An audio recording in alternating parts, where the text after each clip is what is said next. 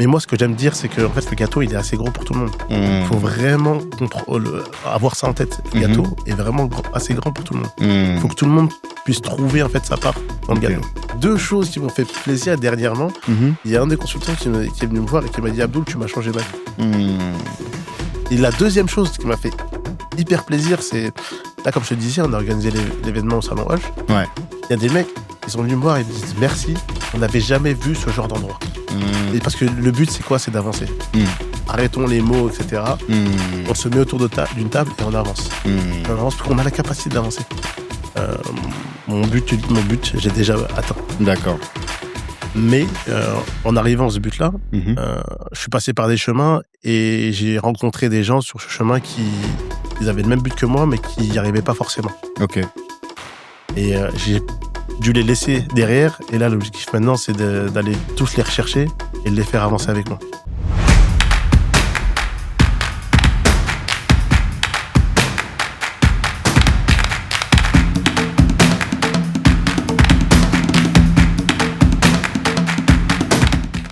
Avant de démarrer ce podcast, prenez un temps pour regarder dans la description du podcast. Qu'est-ce que vous allez retrouver? Vous allez retrouver des éléments qui doivent vous permettre de grandir en tant qu'entrepreneur. D'abord, on a le e-book. Ce e-book s'appelle Réussite. 10 conseils pour les entrepreneurs afro-caribéens. Vous avez 5 entrepreneurs qui sont soit partenaires de fonds d'investissement, soit qui ont des boîtes, qui ont fait plusieurs dizaines de millions de chiffres d'affaires et qui vous donnent leurs conseils pour la réussite. Notre but à nous, c'est que vous passiez au niveau d'après. À côté de ça, vous avez un autre lien. Dans ce lien-là, vous allez avoir des informations concernant tous les dispositifs de Black Mentor qui doivent vous permettre de passer au niveau d'après. Vous allez avoir nos business clubs. Dans ces business clubs, on fait de la formation, du mentorat et des masterminds. Mais vous pouvez aussi nous partager tous vos besoins en matière de financement, en matière d'accès à une communauté. Vraiment, sachez-le, Black Network est la solution pour vous permettre de passer au step d'après. Allez dans la description et cliquez seulement. Monsieur Abdoul Diaby, bonjour. Bonjour. Ça va? Très bien, et toi? Très, très bien. Je suis content de te recevoir sur Kalimandjaro parce que nous, on dit qu'on est le podcast des ambitieux, on dit toujours qu'on est le MEDEF de la diaspora, mais si sur le podcast, derrière ce micro, on n'arrive pas à voir les entrepreneurs les plus significatifs de l'écosystème, en fait, on passe à côté de vraies pépites qu'on va mettre en face de nos entrepreneurs. Et quand je discutais avec Valdi, qu'on salue, qui m'a dit non, mais là, il fait plus de 15 M sur l'activité de portage. Il m'a même dit qu'en tout, vous êtes à près de 30 M, c'est ça? 35, ouais, au niveau 35, du groupe, ouais. Voilà, 35 millions de chiffre d'affaires. J'ai dit, là, ça m'intéresse.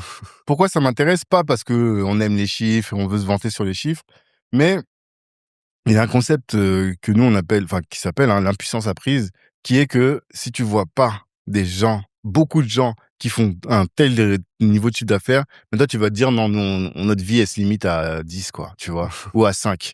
Et même pour certains, pour beaucoup même, elle se limite à 1 million d'euros de chiffre d'affaires. Et quand on te voit, on se dit, mais attends, lui, il est comme moi, c'est un humain, et je pense que t'es humain, Je pense d'accord? aussi.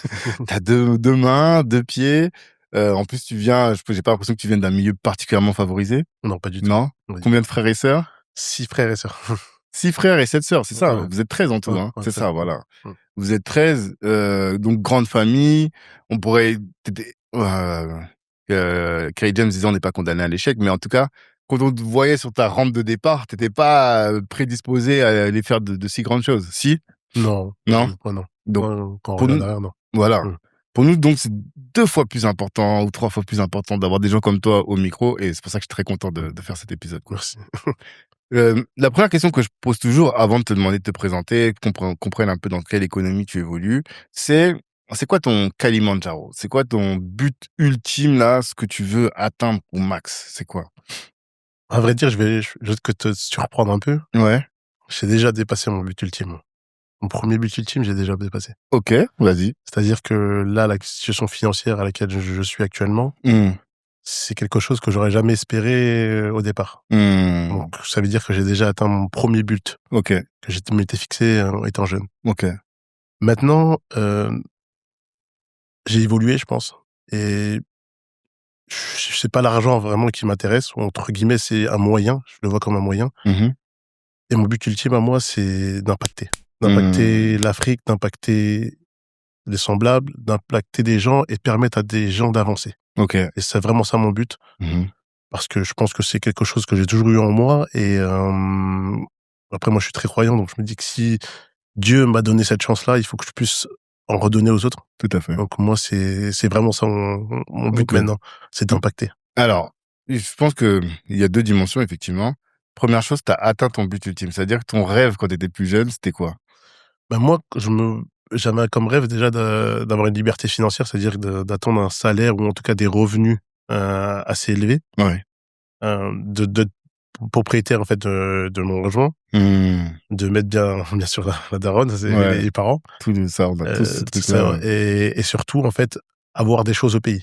Ok. Et tout ça, moi ces étapes-là, je les ai déjà passées. Donc c'est pour ça que je dis que mon but, j'ai déjà atteint. D'accord. Mais en arrivant à ce but-là, je suis passé par des chemins et j'ai rencontré des gens sur ce chemin qui ils avaient le même but que moi, mais qui n'y arrivaient pas forcément. Ok. Et j'ai dû les laisser derrière. Et là, l'objectif maintenant, c'est d'aller tous les rechercher et de les faire avancer avec moi. Ah, c'est beau ça. Ouais, c'est vraiment ça ce que je veux maintenant. Et c'est pour ça qu'aujourd'hui, je suis face à toi, parce que honnêtement, normalement, je suis une personne plutôt en fait discrète et qui est dans mon coin. Enfin, personne me connaît parce que j'avais pas d'intérêt à communiquer là-dessus. Mais maintenant, comme je souhaite emmener des gens avec moi, c'est nécessaire pour moi de communiquer, que les gens puissent savoir qui je suis et ce que je fais. Là, c'est intéressant. Effectivement, parce que il y a grave des sujets là-dessus. Parce qu'en fait, il y a beaucoup de gens avec lesquels on parle qui disent, tu sais, il faut que d'abord je mette le masque à gaz quand l'avion se crache, et même tes enfants que t'aimes énormément, tu leur mets après, quoi. Mais d'abord, tu te mets à toi. Et comment on applique ce truc-là, c'est de dire, bon, bah voilà, je m'occupe de moi d'abord. Et effectivement, après, je prendrai les autres avec moi. Mais ce que je trouve dommage, c'est que, en fait, comme on n'est jamais arrivé, tu vois, en fait, tu t'occupes jamais des autres. Parce que t'as toujours l'impression que, là, t'as atteint les 10, il faut que j'aille chercher les 50. Une fois que j'ai atteint les 50, il faut que j'aille chercher les 100, 150. Après, je vais être milliardaire. Après, ceci, cela. Alors que toi, il y a un moment où tu t'es arrêté, t'as dit, bah, c'est bon, en fait. Ouais, mais aussi, ce qui est important, c'est que c'est pas parce que on va aider les autres qu'on va pas avancer. Au contraire, on est plus fort à plusieurs. Moi, j'ai vraiment ce sentiment-là. C'est que moi, je vois déjà le plafond de verre qui va arriver si je souhaite évoluer dans quelques années. Et j'anticipe déjà ce plafond de verre. Et pour le dépasser, ce plafond de verre, on le dépassera ensemble. Ok. Avec des gens, avec un entourage, avec des gens que j'ai pu aider ou des gens qui m'ont aidé. Mais tout seul, certes, on va vite, mais à plusieurs, on va beaucoup plus loin. Ouais. C'est vraiment mon leitmotiv. Bah, moi, je vais creuser ça. C'est quoi ce plafond de verre que tu visualises déjà, là? Ouais. Bah, concrètement, alors je vais prendre des exemples. C'est demain, par exemple, on veut acheter un hôtel à Paris. Ok. C'est 5 ou 10 millions d'euros l'hôtel. Ok. Moi, tout seul, je peux pas y aller. Enfin, je peux y aller sur une partie, mais je vais être rapidement limité, ou ça va être le seul investissement que je vais pouvoir faire. Ouais. Maintenant, si on prend toi, moi, 4 autres personnes et qu'on va acheter cet hôtel, c'est possible. Ouais. Et derrière, on peut aller sur d'autres investissements. Moi, je promouvois vraiment ce collectif-là, où ensemble, on essaye de faire des choses qui vont nous permettre d'aller plus loin. D'accord. Ok, c'est ça que tu parles de plafond de verre. C'est que tout seul, il y a des investissements que tu pourras pas faire. Ça, c'est un des plafonds de verre. Après, il y a d'autres plafonds de verre. Bon, je vais pas trop parler là. On est ici, on est en famille. C'est ici, justement, qu'il faut qu'on partage ce genre de choses, non? Non, mais parce que il y a des moments, enfin, je pense qu'il y en a qui vont se retrouver dans mes propos. Mais par exemple, je prends un cas de figure où j'étais consultant moi auparavant. Quand on arrive dans une entreprise et dans le top management, on a toujours des gens, toujours le même type de personnes. Ouais. Si nous, on n'arrive pas en fait à arriver dans ce top management-là, bah, il est là le plafond de verre. Donc il faut faire en sorte, par exemple, si par exemple on a un manager qui travaille bien, etc., de se défoncer pour que lui puisse monter, pour qu'il puisse derrière casser ce plafond de verre, pour que les autres puissent avancer. Ouais, totalement. Et c'est ça qu'en fait, quand je parle de plafond de verre, il y a donc financier, mais aussi au niveau social, concrètement. Et ça, il faut que nous, de notre côté, en fait, on puisse pousser les gens qui ont cette capacité-là, à aller de l'avant pour qu'ils puissent derrière nous ouvrir les portes. Ok. Moi, c'est comme ça que je vois. Donc, ce que j'entends, c'est quand toi, en tant que dirigeant, tu te dis que tu puisses être en mesure de tirer avec toi aussi dans ton staff les personnes qui te ressemblent et qui font du bon travail, quoi. Exactement. Parce que sans ça, ils seront pas dans des écosystèmes où on va leur permettre d'aller aux plus hautes responsabilités. Exactement. Et il faut voir sur le fait que, en fait, il faut qu'on se mette d'accord, entre guillemets, sur une personne qu'on va pousser. Donc là, dans mon cas de figure, dans ma boîte, c'est moi le CEO. Mhm. On va pousser et il faut savoir que lui, au grand pain, il va nous faire grimper aussi. Et en arrivant, et c'est lui qui va casser le plafond de verre parce que derrière, il a un appui des autres. Totalement. Et c'est ça que moi, je préconise et que je pousse. Et c'est ça, quand je dis que je vais avoir de l'impact, c'est que il faut que tout le monde, en fait, marche dans ce sens-là. Et ça, c'est ce que j'aimerais, on est donc sur un impact au niveau mindset. Ouais. C'est important. Ok. Alors, vous kiffez l'épisode, ça se passe, mais est-ce que vous avez pris le temps quand même d'aller regarder dans la description, d'aller checker le e-book ou d'aller checker les liens? Franchement, c'est important. Faites-le. Allez, bon épisode. Non, franchement, ça va être un bel épisode. Je le sens parce que l'année dernière, on a fait un gala et à la fin de ce gala, j'expliquais aux gens, oui, c'est bien, on se retrouve, Champs-Élysées, enfin, tout est beau, c'est cool. Mais si on fait ça sans valeur, en fait, tout le travail qu'on aura fait, ça sert à rien. Exact. Et du coup, on avait accompagné Aïssa Dasek de la Fondation pour la mémoire de l'esclavage qui lève des fonds. Et je disais, voilà, là, on est dans notre mission. Oui, on va lever des fonds pour du business, ça, il n'y a pas de problème. Mais il faut qu'on ait des valeurs fortes. Et une des valeurs fortes que moi, je prône plus que tout, c'est l'Ubuntu. Je sais pas si tu as déjà entendu parler de ça. Non.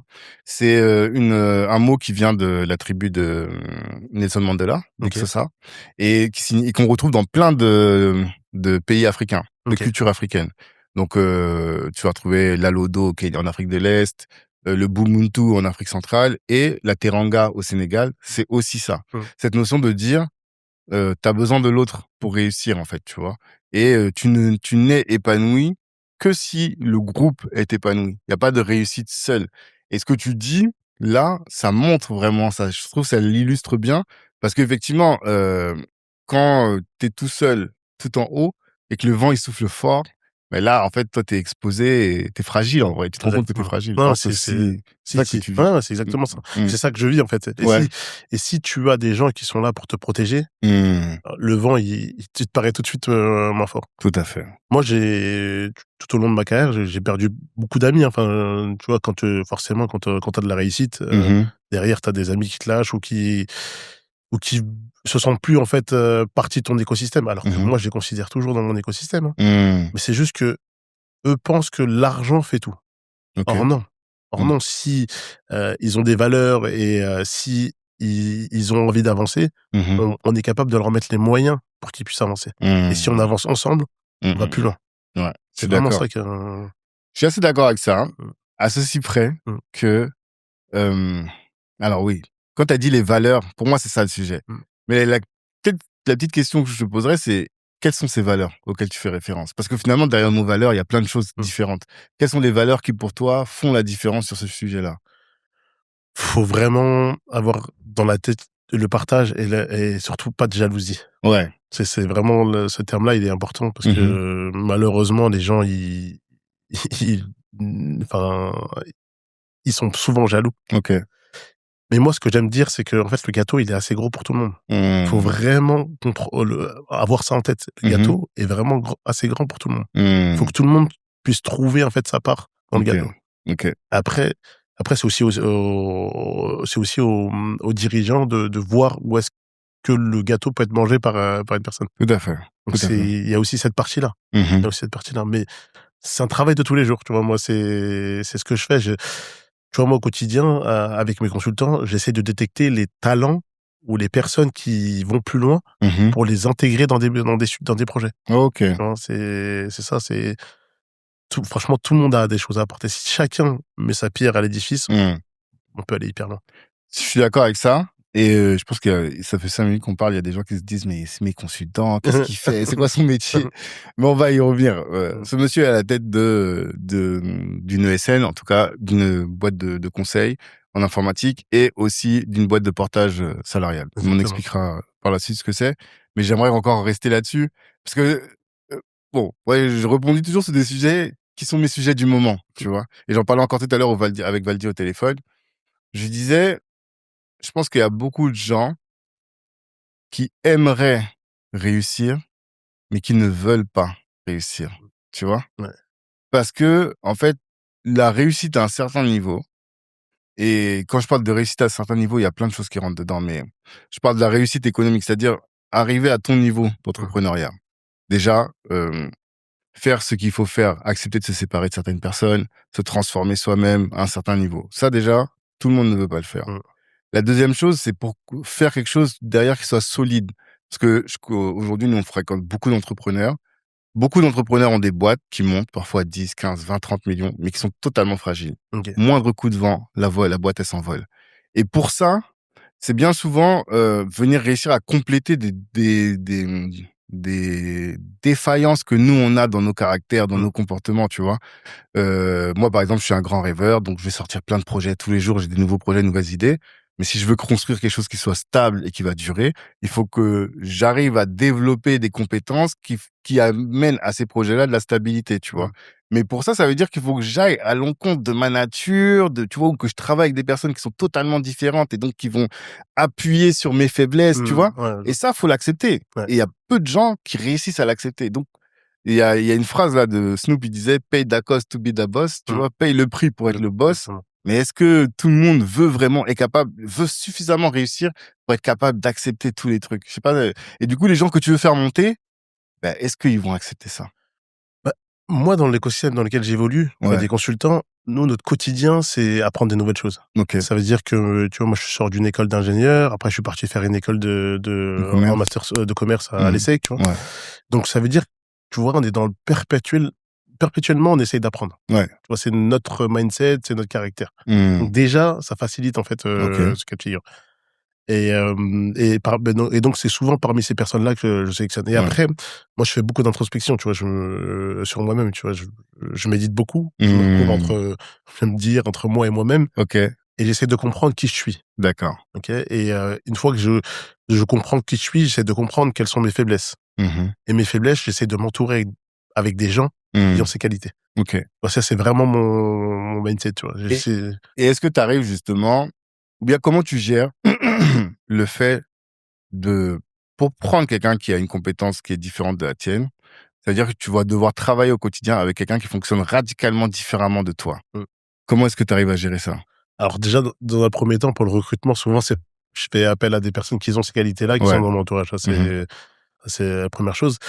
Et en fait, moi, je suis le genre de personne où, en fait, j'accepte la critique assez facilement. D'accord. Vraiment très facilement. C'est-à-dire que tous les avis qui me sont donnés, je les écoute. Donc, ça veut dire que déjà, ça facilite, en fait, ce rapport-là. Moi, j'écoute tout le monde. Pour moi, tout le monde a une voix et tout le monde est important. Et je pense que si je suis arrivé là aujourd'hui, c'est parce que j'ai eu la capacité d'écouter ce que les gens me disaient. Après, pas tout le monde, mais en tout cas, les gens qui, eux, souhaitent mon bien. C'est vraiment le cas. Tu vois, par exemple, là, le fait de sortir de l'ombre, guillemets, c'est parce que, tu vois, c'est des gens qui m'ont poussé. Ils m'ont dit, voilà, écoute, parce qu'ils se sentent partie de l'aventure, si on souhaite avancer, il faut que tu puisses, en fait, montrer aux gens ce que tu as fait, montrer aux gens comment tu penses, et permettre, en fait, partager, en fait. Donc tu vois, c'est vraiment, c'est vraiment l'écoute, en fait, autour de moi qui m'a permis, en fait, qui me permet d'avancer.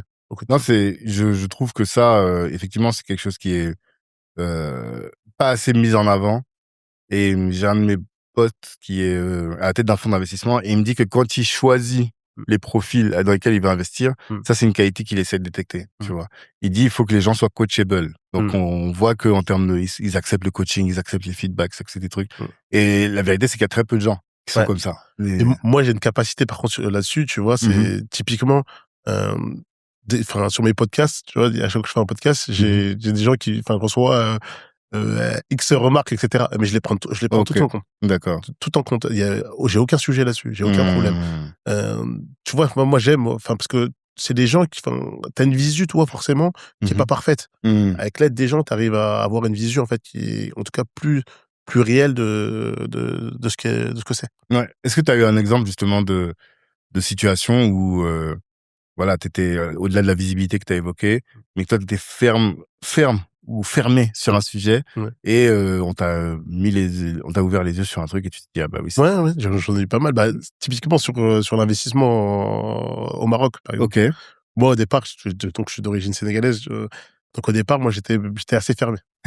T'as dit mais moi j'investis au Sénégal, pourquoi vous me ramenez au Maroc? Bah oui, exactement. Et en fait, on m'a poussé en fait à aller regarder, etc. Et j'ai vu la réalité. Et c'est là où je me suis dit ah bon, ok. Ouais. Ça vaut mais le qu'est-ce coup. qui vous attire tous au Maroc? Parce que c'est vrai, hein, il y a beaucoup de gens. Hein. En fait, la différence qu'il y a entre le Maroc et le Sénégal, je prends l'exemple du Sénégal, c'est déjà au niveau de tout ce qui est administratif. C'est beaucoup plus facile. D'accord. C'est la première des choses. 2, quand tu veux faire de la promotion ou tu veux revendre des lots, les villes marocaines, entre guillemets, elles sont plus bankable, c'est-à-dire que les gens vont plus facilement cliquer ou plus facilement aller regarder. D'accord. Donc c'est plus facile à vendre. Typiquement, Marrakech, très facile. Ouais, c'est même saturé, j'ai l'impression maintenant. Pas tant que ça, parce qu'en fait, parce qu'il y a tellement de besoins en logement que il n'y est pas encore. Ok.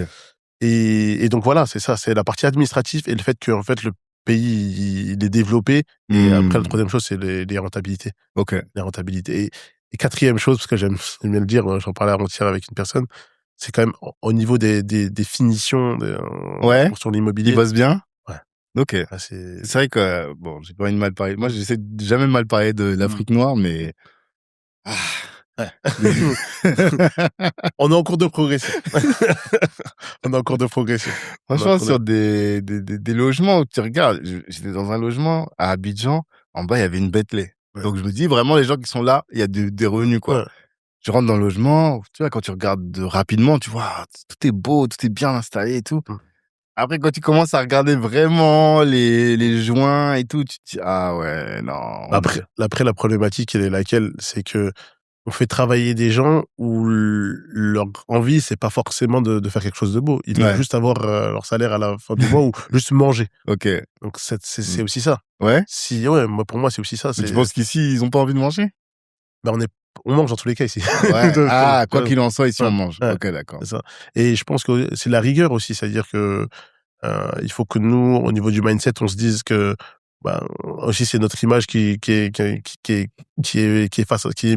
mis en face du client, etc. Tu vois, ces aspects-là. Mais je pense que typiquement avec tes podcasts comme tu fais, avec les associations, ces regroupements où en fait le mindset il va changer. Non, j'espère. Et aussi avec l'exigence, j'arrête pas de dire ça, mais en fait l'excellence vient de l'exigence, tu vois. Si t'as un client qui est pas exigeant, en fait, l'entrepreneur, il va pas être excellent. Parce qu'il se dit, bon, de toute façon, il va accepter quand même, donc, on va pas mettre de problème. Et plus la diaspora, ou plus le client africain va monter ses exigences et dire, moi, je préfère travailler avec toi parce que toi, tu fais tes finitions carrées. Ou je préfère aller investir au Maroc, par exemple. Le Sénégal, il va se dire, bon, au bout d'un moment, je suis en train de perdre tous mes investisseurs. Je vais mettre des artisans qui, eux, vont être plus regardants, quoi. Ouais, tout à fait. Donc, ça passe par là beaucoup. Ouais, ça va passer par là. On a tous un rôle à jouer, je pense, à ce niveau-là. Et totalement. Il faut que chacun prenne ses responsabilités. Tu vois. Il faut, tout à fait. Après cette longue introduction, je vais te poser quelques questions un peu d'intro pour savoir, alors, qu'est-ce que tu fais? C'est quoi ton métier aujourd'hui?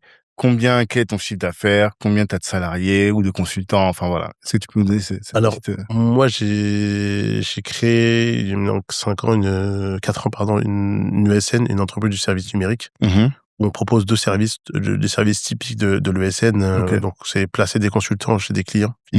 Typiquement, Chanel, Dior, où ils font de la prestation de service. Ils sont payés à la journée. Et j'ai un deuxième métier qui est le portage salarial où en fait je permets aux consultants d'optimiser en fait aux freelances d'optimiser de façon légale leur salaire. Ok. Donc alors plusieurs choses. D'abord des consultants. Tes consultants, ils sont dans quel métier? Parce que l'informatique c'est large. Alors il y a un peu de tout. C'est dans la sécurité, dans le cloud, dans le réseau, d'autres sur des postes de chefferie de projet. Sur de la RGPD, il y a vraiment tous les métiers. Vous avez pas, il y a pas un truc où on se dit tiens, si on veut aller dans le groupe d'Abdoul, faut qu'on ait telle spécialité. Ce serait quoi? Si, on a 3 spécialités nous, c'est le cloud, la cyber Et Kinactis, c'est une expertise assez spécifique qui est liée au supply chain. C'est vraiment ouais, c'est une niche, quoi. Ouais, c'est vraiment une niche. Ouais. Ok, c'est vraiment d'accord. Une niche, Je n'avais jamais entendu parler. Pourtant, on parle avec beaucoup de cabinets de consulting et tout. C'est pas connu. Et ça fait la différence aussi. Ok, d'accord. Kinactis. Ok. Donc, combien de consultants aujourd'hui? 140 aujourd'hui. 140 consultants. Combien de chiffres d'affaires? T'avais dit 35? 35, c'est au niveau groupe. Ouais. Parce qu'on a un groupe et là, on part sur 17 millions de chiffre d'affaires. Sur la partie ESN? Ouais, sur la partie ESN. Ok. Et après, le portage, c'est une activité... En fait, moi, je regroupe toujours les deux. Ouais. Donc, ok. Parce qu'en fait, c'est lié directement. D'accord. Mais parce qu'en direct et indirectement. pour que les gens comprennent ce que c'est le portage, c'est les freelances, eux, ils ont une rémunération qui est payée en jours. Mais après, ils ont besoin d'avoir une fiche de paye, bien souvent, de gérer l'administratif parce que c'est des techos, donc ils veulent pas se prendre la tête avec ça. Et donc, ils payent une boîte qui, elle, va gérer toute la partie administrative, fiscale et autres qui va les aider. Et c'est là que vous intervenez, quoi. Exactement ça. Exactement ça. Ok. Et quand tu dis, alors, parce que sur les 35, tu parles d'un groupe. Quelles sont les autres activités du groupe? Alors, moi, mon associé, il est dans le BTP. Ok. Il a une boîte dans le BTP et il fait aussi de la location d'engins. Ok, d'accord. Et là, on est sur l'acquisition aussi d'une autre ESN. Ok, d'accord. Ouais. Vous faites du la croissance externe. Pour aller où, du coup? C'est quoi votre... au niveau du groupe, quel est votre objectif? L'objectif, on aimerait bien atteindre les 50 d'ici 5 ans. Ok. Donc c'est faisable, mais l'objectif au niveau du groupe, il est surtout sur le mindset qu'on veut envoyer, en fait. C'est vraiment ça, aux consultants et à la diaspora et aux gens, en fait. C'est vraiment, parce que pour être transparent avec toi, on pourrait aller beaucoup plus vite. Mais ce qu'on souhaite, c'est vraiment avoir un ADN fort, être reconnu et connu auprès des gens. D'accord. Et après laisser le temps le faire, en fait. On veut vraiment être sur la qualité. C'est ce qui m'importe le plus, moi. Et là, tu disais, l'année dernière, vous étiez à 15, cette année, vous êtes à 17. L'année dernière, l'année dernière, on était à 7. On était à 7, on a passé de 7 à 17. Hein? Comment c'est possible? Du bouche-oreille. C'est vraiment, parce qu'on a une stratégie, en fait, la réalité, c'est qu'on est tellement bienfaisant envers nos consultants que eux, déjà, parlent de nous à l'ensemble de leur entourage. Ça, c'est la première des choses. D'accord. Deuxième chose, en fait, nos consultants nous représentent au sein de nos clients finaux. Et en fait, à force, ils nous présentent aux clients finaux. D'accord. Donc, on a de nouvelles opportunités qui arrivent, en fait, à chaque fois. En fait, on a tellement créé une proximité avec nos consultants et on les met tellement dans un écosystème favorable, un écosystème favorable, que derrière, ils nous le rendent. C'est-à-dire qu'ils nous permettent d'évoluer, de grandir, etc. Non, c'est merveilleux. En fait, ce qui est merveilleux, c'est merveilleux à deux chiffres, à deux titres. Et pour le coup, même à deux chiffres.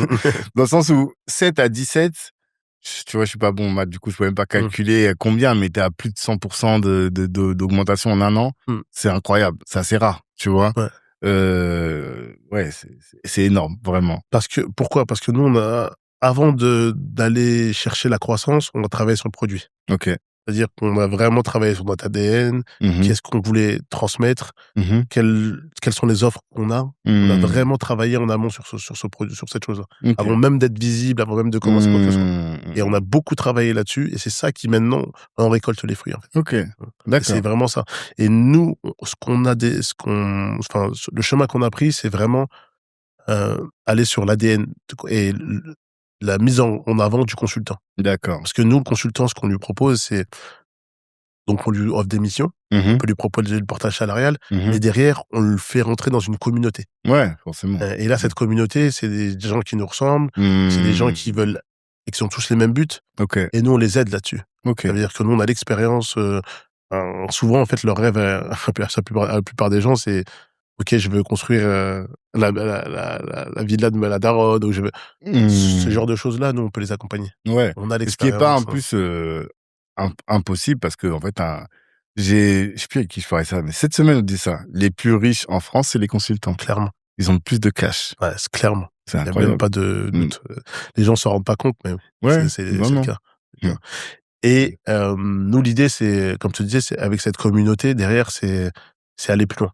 Parce qu'elle est créer ce club deal où, en fait, la problématique que moi j'ai trouvée, c'est que en fait tout le monde fait son projet de son côté. C'est-à-dire tout le monde achète son terrain dans cette ville-là. Et l'idée c'est que ok, très bien, t'achètes ton terrain à gauche, lui t'as son terrain à droite. Pourquoi on se met pas ensemble? Bien sûr. Et que au lieu d'acheter un terrain à droite à gauche, on fait une cité, on achète tous les terrains ensemble et on fait les constructions ensemble, on fait les. Et là, c'est là où pour moi on a un impact. Tout à fait. C'est là où on a un impact et c'est là où on espère en tout cas. Bon, après c'est l'objectif final, mais en tout cas être pris au sérieux par les gouvernements et qu'on puisse aller sur des choses un peu plus grandes. Ok. Hein, c'est vraiment ça. Et c'est là où je viens aussi au deuxième sujet, c'est que nous on a pas mal d'ESN dans le réseau et des ESN qui étaient un peu nos flagships, tu vois, les bateaux étendards. Et là sur l'année 2025, mais c'est l'hécatombe. Ouais, c'est l'hécatombe. Des gars qui me disent j'ai fait moins 50% de chiffre d'affaires. Donc quand tu me dis que tu fais x2, non pas x3, mais x2,5, je me dis comment il a fait, tu vois? La différence, moi je suis consultant à la base. Ouais. Donc ça veut dire que déjà j'ai compris, je connais le métier parfaitement. Ça, c'est la première chose et je pense que c'est très important. L'autre chose, c'est que tout leur business model des ESN était basé sur de la marge pure. Et la marge qu'ils faisaient était limite indécente. Tu trouves? Ouais, honnêtement. Ok. Parce que moi, j'ai fait 8 ans de freelancing et la marge la marge, en fait, elle est pas indécente à partir du moment où tu apportes de la valeur. Quand tu apportes pas de valeur, tu peux pas prendre 100, 150 euros par jour sur une personne alors que tu connais même pas sa date de naissance. Il y a une réalité. Nous, c'est pas ça. C'est nous, on connaît ta date de naissance. Nous, on sait quand ta femme va accoucher. L'exemple hier, consultant hier, sa femme elle était à l'hôpital, je lui ai envoyé un message. Nous, on va parler de communauté. Nous, on va te permettre de réaliser tes rêves. C'est-à-dire qu'on va t'aider dans tes objectifs que ce soit ici ou à l'étranger. C'est-à-dire que, typiquement, nous, le consultant, il veut acheter sa RP ici. Nous, on va l'accompagner. C'est-à-dire raison principale.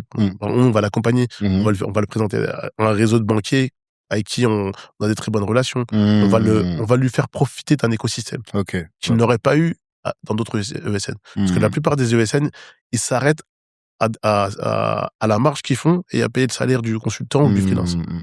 Ils s'arrêtent à ça. Nous, c'est pas ça. Nous, on veut exploiter le consultant jusqu'au bout et lui permettre d'avancer. Et ce que ça fait quand tu fais ça, c'est que ce consultant, il est redevable envers toi. Parce qu'il se dit, voilà, lui, contrairement aux autres, il m'accompagne vraiment. Il me propose des choses. Tu vois, je te donne un exemple encore.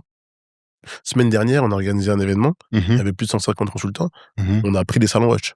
On a fait une vraie réception, etc. avec l'ensemble des consultants. Tu vois, il y a des ESN, elles font 3 fois notre chiffre d'affaires ou 4. Ils font pas ce genre de choses. Ouais, ils calculent pas, mais c'est intéressant ce que tu dis. Parce qu'en fait, ça me fait penser à... Tu connais Michael Ledoux? Non. Ça dit quelque chose? Non. En fait, il est à la tête de Transac Auto et il fait des franchises de véhicules, vente de voitures par des particuliers. Tu vois. Et donc, il aide beaucoup de gens à monter leur boîte et donc à devenir des vendeurs de voitures. Mais ce que je trouve là où il est fort par rapport à d'autres, et c'est vrai que ça c'est quelque chose qu'il faudrait que vous mettiez en avant parce que ça ressort pas de votre com, tu vois. Mais il apporte beaucoup de valeur à ses vendeurs. De telle sorte que là, par exemple, en ce moment, au moment où on parle, peut-être qu'ils vont arriver demain, ils sont à Zanzibar, tu vois. Les 25 meilleurs, il les a ramenés à Zanzibar, vacances de ouf, séminaires, tu vois. Mais il fait énormément de choses pour faire en sorte que cette communauté-là, elle soit valorisée, elle prenne du plaisir à être dans le réseau. Alors là, tu me donnes même des réflexions pour mon propre réseau, tu vois. Mais oui, je vois ce que tu veux dire. C'est ça. Parce qu'en fait, derrière, quand tu fais ça, ce gars-là, il va aller à la guerre pour toi. Ça veut dire que demain, auprès de son client final, c'est toi qui vas mettre en avant. C'est pas quelqu'un d'autre parce que c'est toi derrière qui lui apporte de la valeur. Et nous, on essaie au maximum d'apporter de la valeur à ces gars-là. Parce que moi, je l'ai vécu. Donc, je sais ce qu'ils ont besoin. C'est grave intéressant. Et c'est là où moi, j'ai en fait une grosse expertise à leur apporter. Parce que, typiquement, le mec qui va me dire, moi, j'ai besoin de ça au Maroc. Attends, mais moi, je l'ai déjà fait. J'ai besoin de ça aussi. Mais moi, je l'ai déjà fait, je vais te le faire. Je connais la solution, je l'ai déjà fait. Et la force que ça fait, c'est que, il y a une réalité, c'est que ces gens-là, ils ont tous des expertises incroyables. Et ils ont tous un réseau incroyable. Mais il est juste pas mis en relation. En relation. C'est juste ça. Tu vois, typiquement, j'ai un des consultants qui me disait que sa belle-mère, elle travaille impôts et domaines au Sénégal. Donc, qui peut avoir des terrains moins chers au Sénégal. Ouais, bien sûr. Typiquement, on va prendre ça, on va faire bénéficier le réseau. Ce genre de choses-là. Ouais, non, de ouf. Et d'autres, un autre exemple, il y en a qui, avec des consultants, ils sont dans l'agriculture. Et il a pris des hectares, etc. Il a une grosse expérience dans l'agriculture, mais en fait, il le fait tout seul. Et il s'est avéré que lui, il avait un terrain dans le nord du Maroc, et un autre consultant que je connais, il avait un au nord du Maroc, pas loin. Ok. Donc en fait, je vais les mettre en relation pour qu'ils puissent bénéficier de ces choses-là. Ouais, je vois très bien. En septembre, ce qu'on va faire, c'est qu'on va mettre en place des formations IA pour que l'ensemble du groupe puisse en bénéficier. C'est-à-dire que on a dans le réseau qui est un docteur dans l'IA. Le mec, il a envie de partager les choses. Ouais, totalement. Faut le mettre en valeur, le mettre en avant, mais cette mise en valeur et la mise en avant va servir à l'ensemble du réseau. Et c'est ça qu'on crée. Et c'est ça qui fait la différence. Ça fait que nous, on fera pas moins 50%. Au contraire. Les gens veulent rentrer dans le réseau. C'est magnifique. Et c'est ça, nous, on apporte de la valeur. C'est ce qui fait la différence. C'est que là, j'ai même envie d'arrêter de dire, vas-y, moi, j'ai des choses à faire. Mais c'est ça. Mais c'est grave. Franchement, t'as tellement raison. C'est quel bouquin que j'étais en train de lire? Il disait ça. Il disait, en fait, si tu veux gagner de l'argent, faut aider les autres à gagner de l'argent. Exactement. Et là, en fait, ce que tu fais, tu utilises, en fait, le réseau lui-même se valorise en lui-même, tu valorises tout le monde. Exactement. C'est vraiment Ubuntu. Là, ce que tu es en train de faire, là, c'est Ubuntu Business. Et tu sais, il y a deux choses qui m'ont fait plaisir dernièrement. Il y a un des consultants qui est venu me voir et qui m'a dit, Abdoul, tu m'as changé ma vie. Et la deuxième chose qui m'a fait hyper plaisir, c'est, là, comme je te disais, on a organisé l'événement au Salon Hoche. Ouais. Il y a des mecs, ils sont venus me voir et ils me disent, merci, on n'avait jamais vu ce genre d'endroit. Alors que c'est des consultants qui gagnent énormément d'argent. Ils vont gagner 10 000 euros par mois. Voilà, exactement. Mais c'est qu'ils sont restés, en fait, dans leur tête au niveau de... Ils sont restés encore dans le... le mindset. Et moi, je leur ai dit, mais les gars, vous avez la capacité de le faire. Ouais.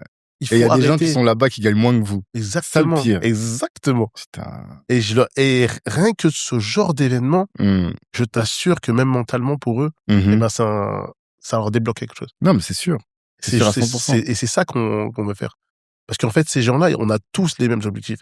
Il faut juste, en fait, passer step et s'organiser. Mais pourquoi vous communiquez pas là-dessus? Parce qu'on va commencer à le faire. Ouais, voilà, on va commencer à le faire. Et moi, je suis une personne où j'aime bien agir avant de communiquer. Parce que je vois beaucoup de gens qui communiquent sur des choses, etc. Moi, je suis pas comme ça. Moi, je préfère agir. Je te montre la preuve. Et derrière, je communique. C'est comme là, quand je vais lancer mon club deal. Les gens, quand ils vont rentrer, ils auront des choses concrètes. Moi, j'ai des projets concrets qui sont finis de A à Z. Avec les rendements, je peux tout écrire. Et c'est du concret. Et si tu veux... T'es pas un Benotman. Voilà. si tu veux, on prend l'avion ensemble, on va les voir et tu vas le voir par tes propres yeux. Okay. Tu vois, on n'est pas dans le... Et donc, pour faire ça, il faut d'abord travailler et ensuite le montrer. Et c'est ça, c'est ce qu'on essaye de faire, en tout cas.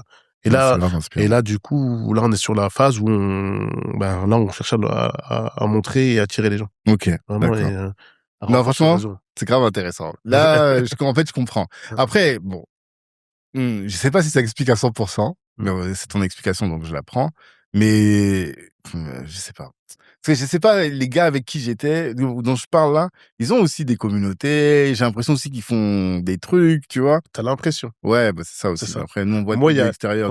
Moi, il n'y a pas de l'impression. Ouais. Il n'y a pas d'impression. Moi, tu peux venir, tu vas le voir par tes propres. Ouais, moi, je veux bien voir. Tu veux nous inviter pour... Ouais, je vous inviterai. Le prochain événement que je ferai, je vous inviterai. Ouais, j'ai bien envie tu verras découvrir un peu. Je vais te prendre l'exemple de Frédéric Itoa, avec qui j'avais fait l'événement. Ah oui, il m'a dit qu'il a fait une vidéo avec toi. Avec Cara Diaby aussi, avec qui j'ai fait l'événement, qui sont venus. Cara, je les salue tous les deux parce que c'est de grands hommes et c'est des gens avec qui je pense que je pourrais avancer. Tout à fait. Concrètement, ils sont venus à l'événement. Ok. Ils ont vu par leurs propres yeux. Moi, on n'est pas dans le... je préfère prouver par les faits. Parce que parce que le but, c'est quoi? C'est d'avancer. Arrêtons les mots, etc. On se met autour d'une table et on avance. On avance parce qu'on a la capacité d'avancer.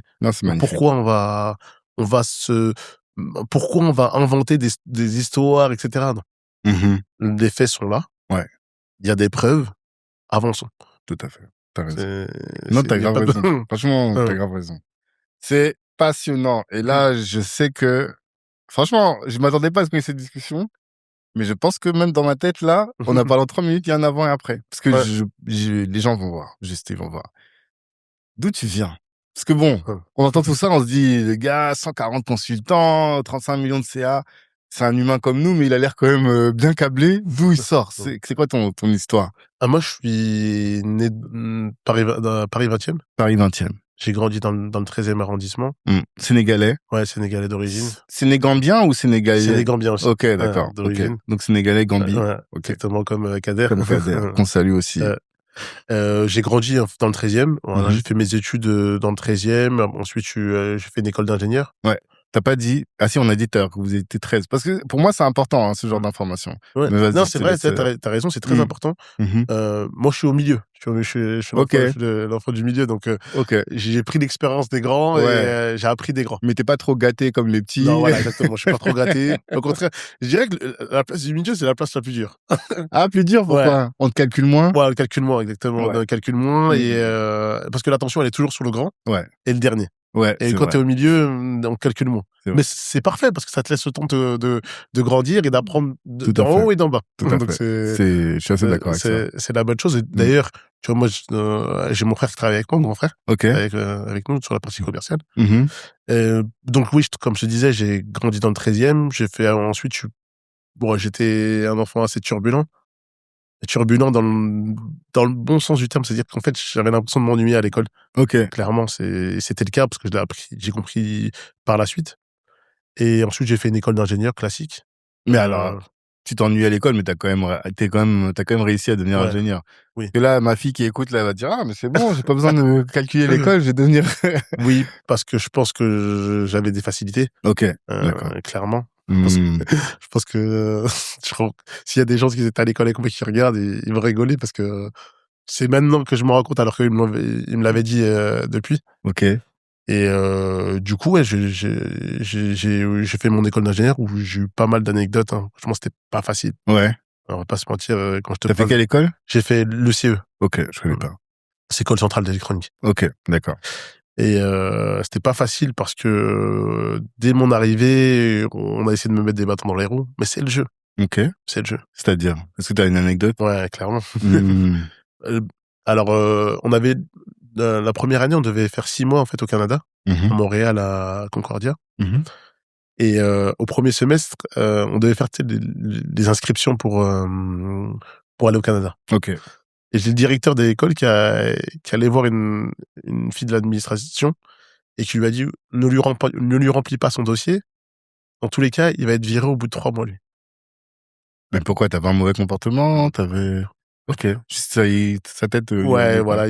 Mais l'anecdote, elle est pas finie parce que, en fait, ma dernière soutenance au sein de l'école, c'est lui qui a assisté. J'ai eu 19.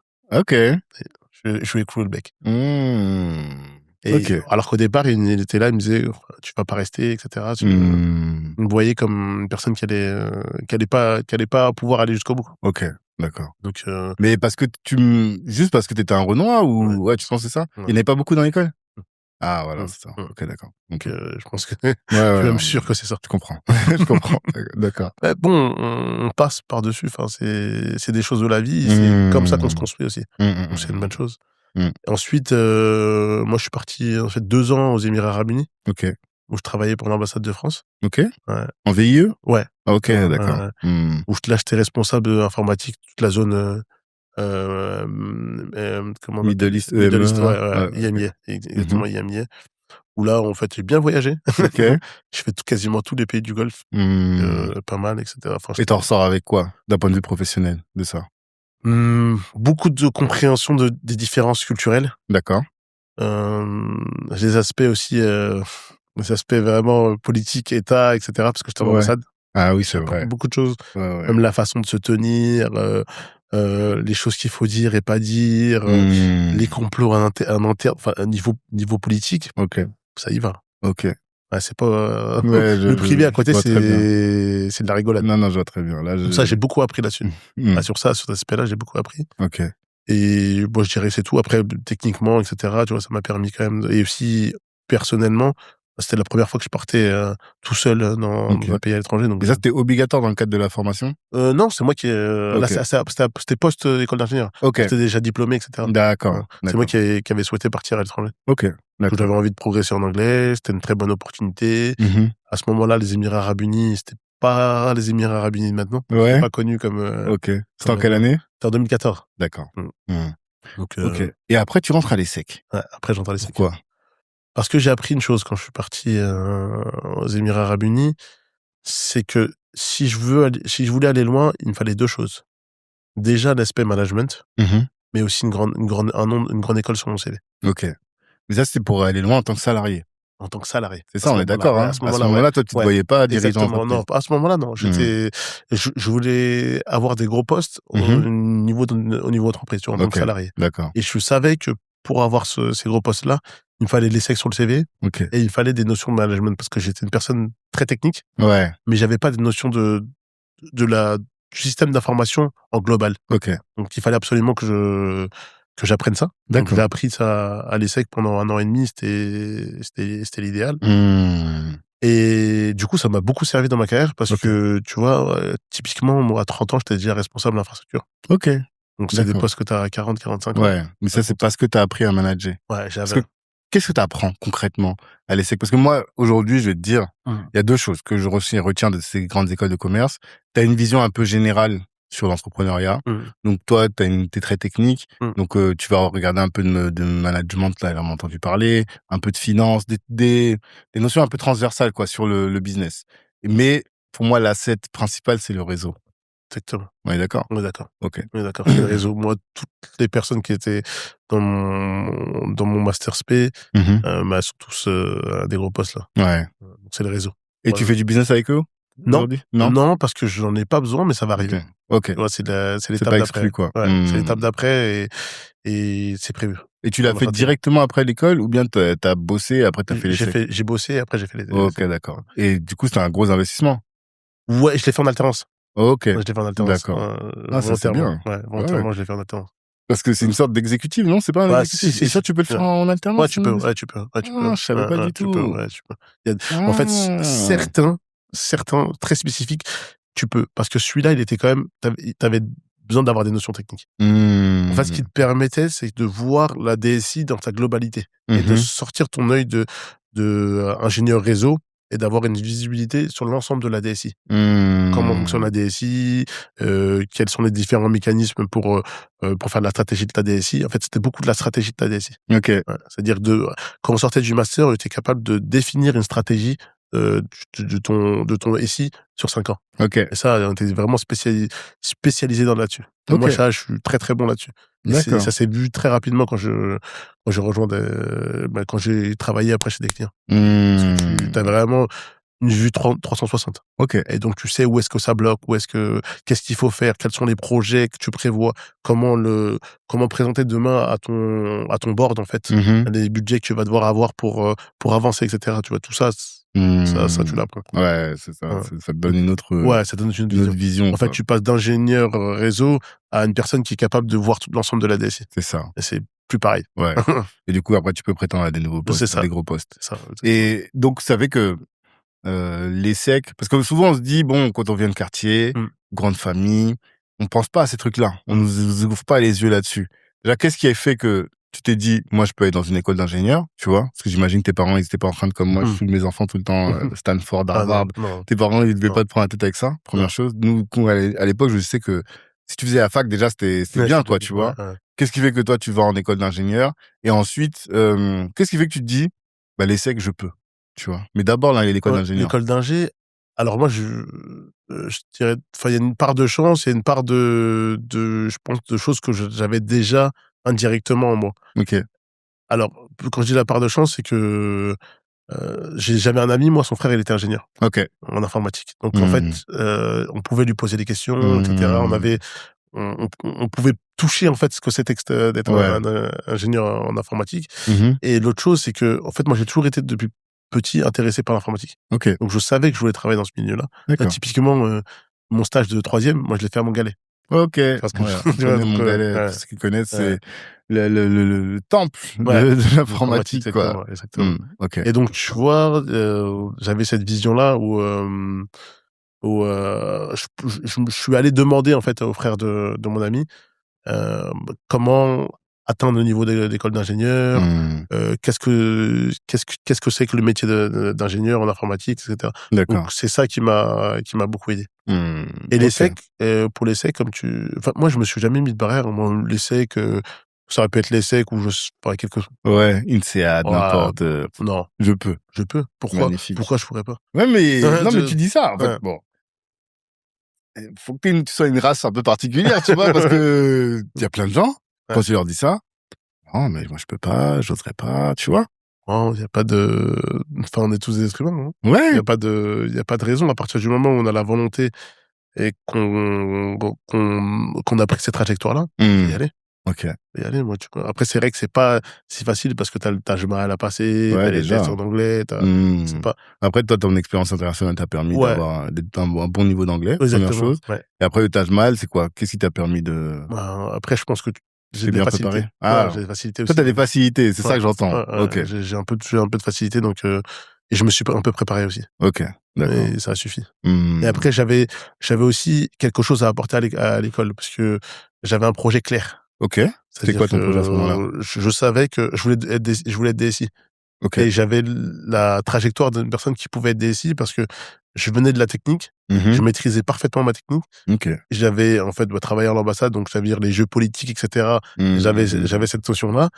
Et en fait, ce qui me manquait, c'était avoir une visu 360 de la DSI. Et c'est D'accord. exactement ce que propose le programme. Ok. Donc, quand tu arrives en entretien, parce qu'il y avait un entretien, et que tu es capable d'expliquer que tu as un cheminement clair et que tu souhaites aller là, c'est compliqué de te refuser. Non, c'est vrai, Ouais. c'est vrai. J'ai vu beaucoup de personnes qui ont été en école de commerce, qui ont su performer aux oraux, pas parce qu'elles étaient particulièrement éloquentes ou quoi, mais parce qu'elles avaient une vision très très claire de là où elles voulaient aller.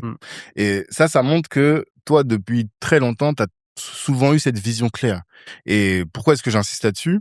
Parce que je sais que ce qui manque beaucoup à nos entrepreneurs, enfin, ce qui manque à beaucoup d'entrepreneurs, plutôt, c'est ça, c'est la vision claire. C'est dès lors que ta vision, elle est claire, tu sais ce que tu veux, tu sais ce que tu veux pas, tu sais les alliances que tu vas faire, c'est que tu vas pas faire. Tu vas exécuter de manière plus rapide, on va dire, tu vois, ou plus pertinente. Tes pas, ils vont être plus pertinents. Mais tu sais, c'est quoi la secret sauce? C'est Vas-y. la méditation. En fait, il faut se retrouver, je pense, en tout cas, Ok. moi, dans mon cas, Non, mais j'aime beaucoup. et il faut se retrouver entre soi entre, moi, j'aime bien dire, il faut que je me retrouve entre moi et moi-même. Ok. Ça veut dire que tu prends du temps pour toi, que pour toi, où tu fais rien d'autre et que tu penses à toi-même. Ok. Et tu penses à ce que tu es, ce que tu veux devenir et comment y arriver. Ok. Tu vois, à partir du moment où tu es capable de savoir qui tu es, c'est important, c'est hyper important. Moi, je Ouais, dis tout à toujours, fait. faut savoir qui tu es, quelles sont tes qualités, tes défauts. Mais quand je dis quand tu es, c'est-à-dire même peut-être tes origines, etc. C'est important, vraiment. Ok. Parce que des fois, ça joue sur ton caractère, sur Ouais. des façons dont tu vas réagir, etc. Ok. Vraiment. Mais qu'est-ce que tu as appris? Est-ce que tu peux nous partager? Parce que moi, j'entends deux choses. Alors déjà, la règle de base, c'est Aristote, il dit toujours ça, et c'était écrit sur le fronton de je sais plus quel temple, c'était connais-toi toi-même, tu vois. Donc ce que j'entends, c'est ça. Première chose, c'est il faut que tu apprennes à savoir qui tu es fondamentalement. À savoir qui tu es, la méditation te permet de l'introversion. Mais ça marche beaucoup quand tu es introverti, non? Toi, tu es introverti de base. Je sais pas, non, parce qu'on me dit que je suis extraverti. Hein.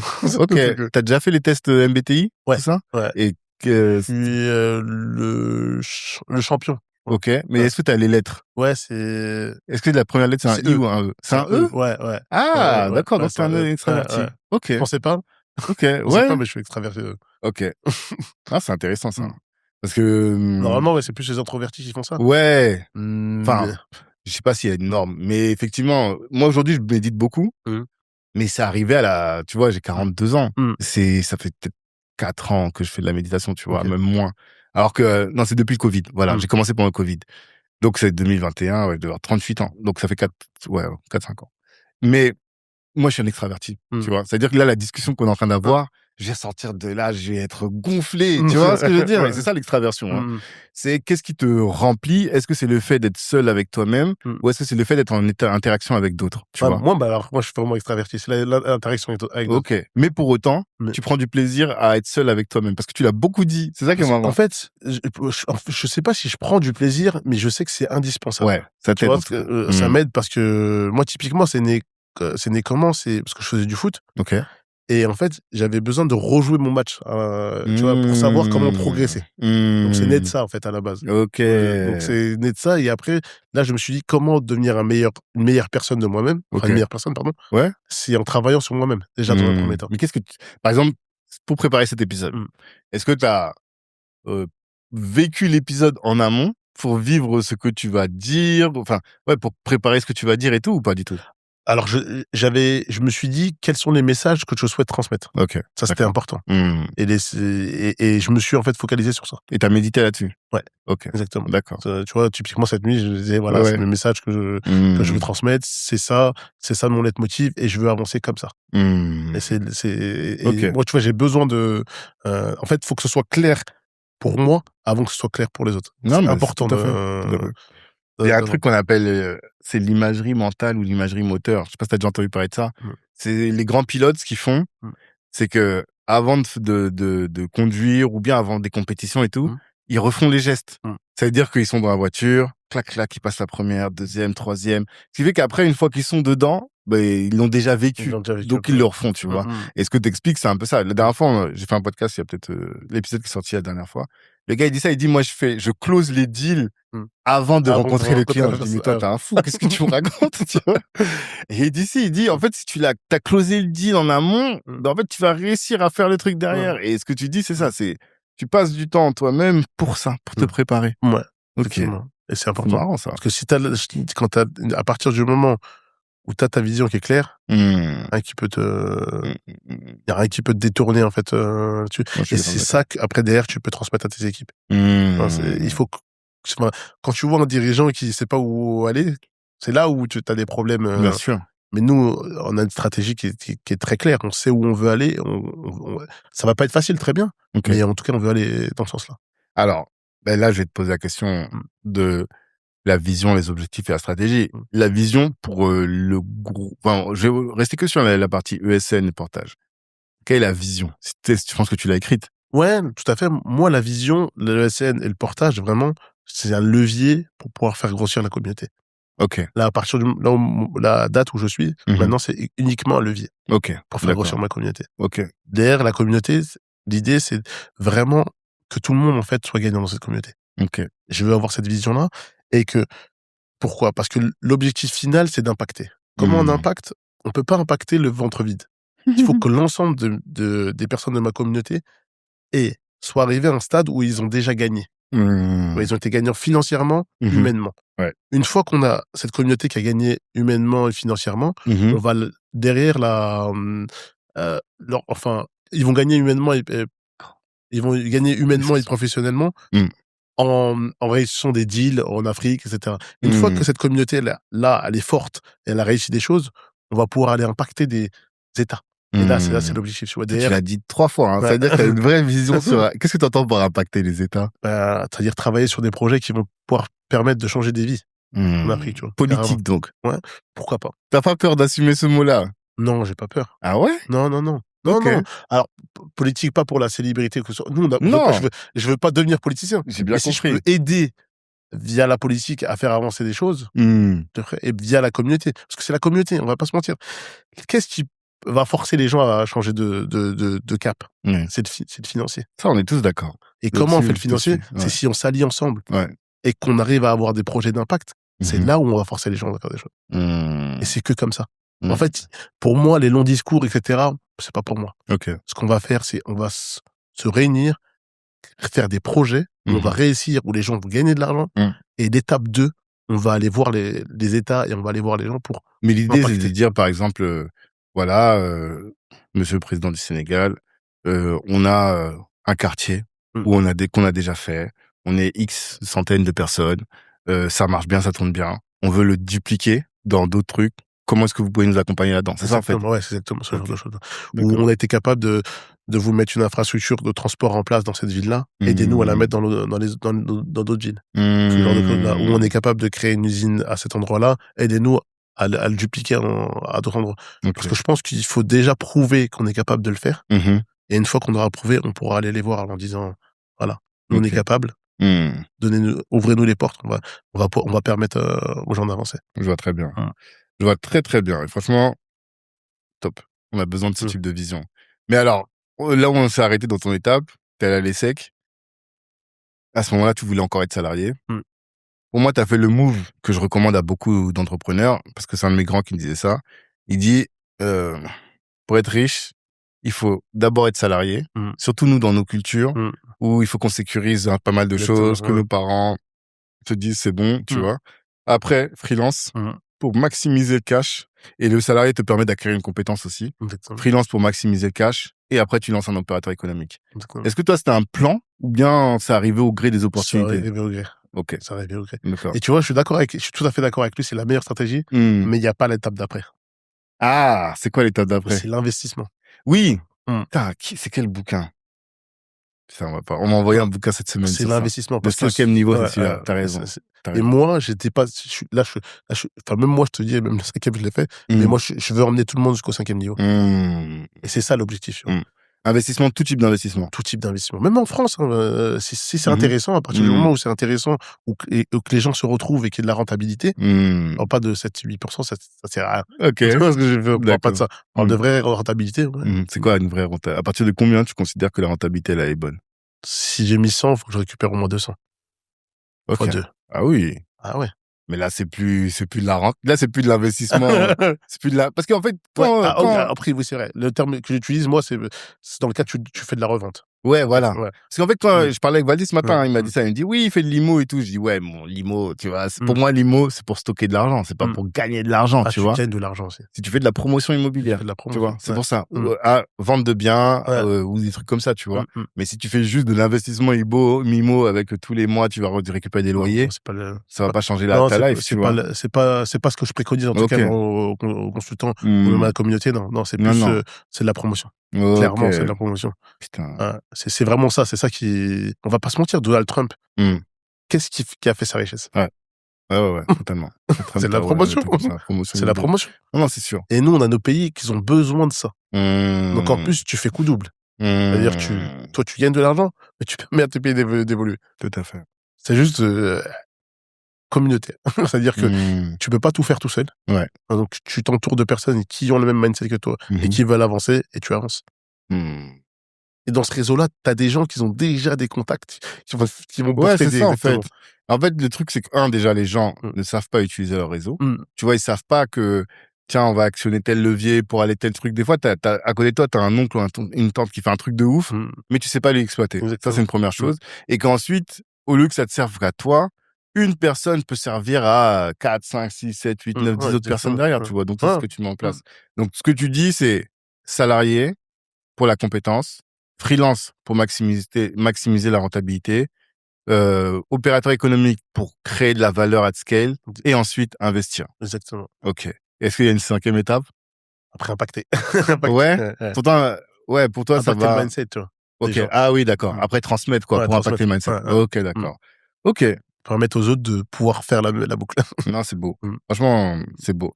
Mais, à quel moment tu t'es dit, bon, bah, je suis prêt, je vais lancer ma boîte? Enfin, je pense que j'étais prêt depuis le départ. Ouais. Parce qu'en fait, j'ai toujours voulu le faire.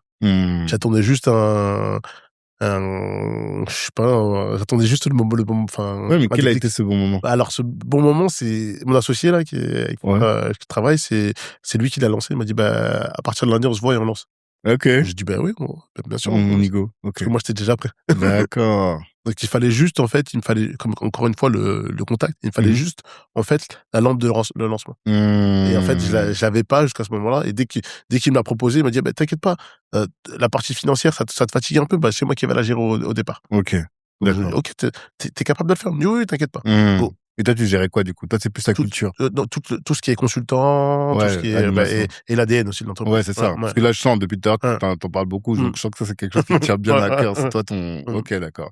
Et est-ce que tu peux nous raconter les premiers jours? Comment ça s'est passé quand tu passes? Parce qu'au début, j'imagine que tu étais encore consultant. Tu as continué Exactement. Parce que, en fait, ce que les gens ne mesurent pas, c'est quand tu veux passer de consultant à dirigeant d'entreprise, c'est au début, tu vends toi ta propre force de travail.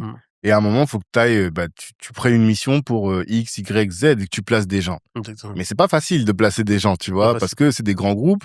Pourquoi est-ce qu'ils te feraient confiance à toi? Faut que tu sois référencé. Enfin, il y a tout un Trafalgar à faire.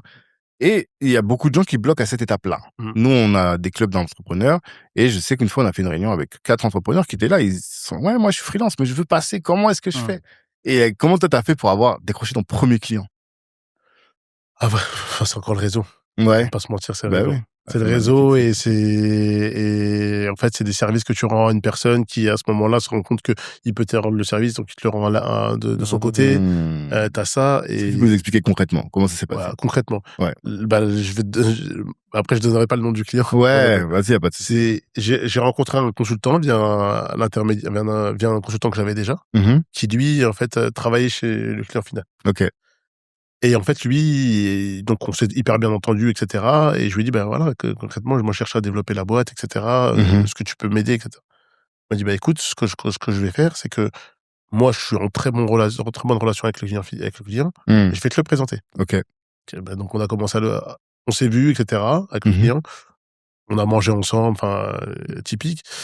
Et en fait, moi, j'ai gardé cette relation-là, d'échange avec ce consultant-là, etc. Avec le consultant ou avec le client? Avec le client et le consultant, les deux. Ok. Et ça arrivait qu'à un moment, ils avaient un besoin. Et moi, comme j'avais noué cette relation-là, en fait, la première personne à qui il a pensé, c'est pas ses clients habituels, enfin, ses prestataires habituels, c'est à moi, il m'a envoyé. Ok. Et moi, dans ce cas-là, moi, la grosse force que j'ai, c'est qu'une fois que moi j'ai reçu la demande, après, tout est une question de temps de traitement. Ok. D'ailleurs, ce que je fais, moi, ma technique, elle est très simple. C'est une fois que je reçois le besoin, j'ai une communauté. Ouais.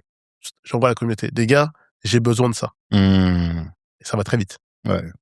Là, tu trouves toujours quelqu'un c'est 90% des cas. C'est-à-dire que, au moment où tu as créé la boîte, tu avais déjà une communauté de consultants auxquels tu n'avais pas encore donné de mission. Ils étaient juste eux-mêmes déjà potentiellement en mission, quoi. Exact. Ils étaient déjà potentiellement en mission. Parce que c'est mes contacts, parce que moi, je viens de ce milieu-là aussi. Donc, forcément, et parce que aussi, j'avais une réputation de base, tu vois, c'était mes potes, quoi, en fait. Ok. Donc, d'accord. Ouais. Moi, j'étais... Comme mon gars, là, Mamadou, il a un truc qui s'appelle Black in Tech. Ok. D'ailleurs, il faudrait que je vous mette en relation. Et lui, il anime une communication des mecs de la tech, quoi, tu vois. Le Renoir de la tech. Voilà. Donc, c'est la même chose, quoi. Une communauté. Okay. Moi, c'était souvent soit des gens qui ont été à l'école avec moi, soit, tu vois, des gens que j'ai connus à travers d'autres personnes, à travers le foot. Enfin, en tout cas, c'est des gens qui étaient déjà dans mon réseau. Et en fait, moi, je dis toujours aux gens, pour pouvoir te lancer, il faut toujours que quelqu'un te tende la main. Ouais. Et donc, moi, on m'a tendu la main. Et moi, mon rôle, maintenant, c'est de tendre la main aussi aux autres. Ouais, bien sûr. C'est aussi ça. Et du coup, avec ce client-là, j'ai passé pas mal quand même. Au début, tu as en place 1, 2, 3, et une fois que ça marche. Et c'est quoi, toi, ta plus-value? On pourrait dire que c'est parce que toi, tu arrives à sourcer des bons consultants. Ou c'est quoi? Ouais, j'arrive à travers mon réseau, encore une fois, à sourcer des bons consultants et très rapidement. C'est ça qui fait la diff. Et surtout, moi, mes consultants, quand ils vont venir en mission, s'ils passent par moi et qu'ils sont redirigés vers la communauté, ces gens-là, c'est des gens qui sont fiables, et qui vont pas te lâcher en cours de mission, qui vont respecter leur préavis si demain il y a un problème, et qui vont être, tu vois, c'est des gens, pourquoi? Parce qu'ils font partie d'une communauté où l'objectif est plus grand que juste la mission. Nous, on essaie de changer des vies des gens. Tu vois, on n'est pas dans juste la mission. Et c'est ce que j'explique même à mes partenaires. Je dis, moi, vous avez pas d'inquiétude à avoir. Nous, nos consultants de la communauté, ils voient beaucoup plus loin.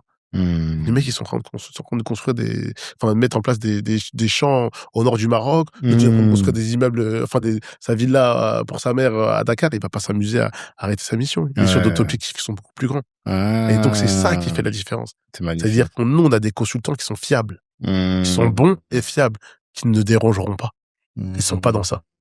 Ils ont des objectifs qui sont plus grands. Et c'est ce que je leur dis, en fait. On n'est pas sur ta mission. En fait, c'est pas ta mission, lui. Lui, il est en train de construire quelque chose qui est beaucoup plus grand. Et en fait, et justement, du coup, ça me permet d'ouvrir sur un autre livre j'en parlais avec Valdi tout à l'heure. C'est le dernier livre qui m'a retourné la tête. Et il met un concept dedans qui est the primary aim, qui est le but ultime, en gros, tu vois. Quel est ton but ultime dans la vie? Et l'idée, c'est de dire que une fois que on revient sur la notion d'être clair, d'avoir la vision claire de là où tu veux aller, en fait, ta boîte ou ton activité, elle vient juste au service de ton but ultime.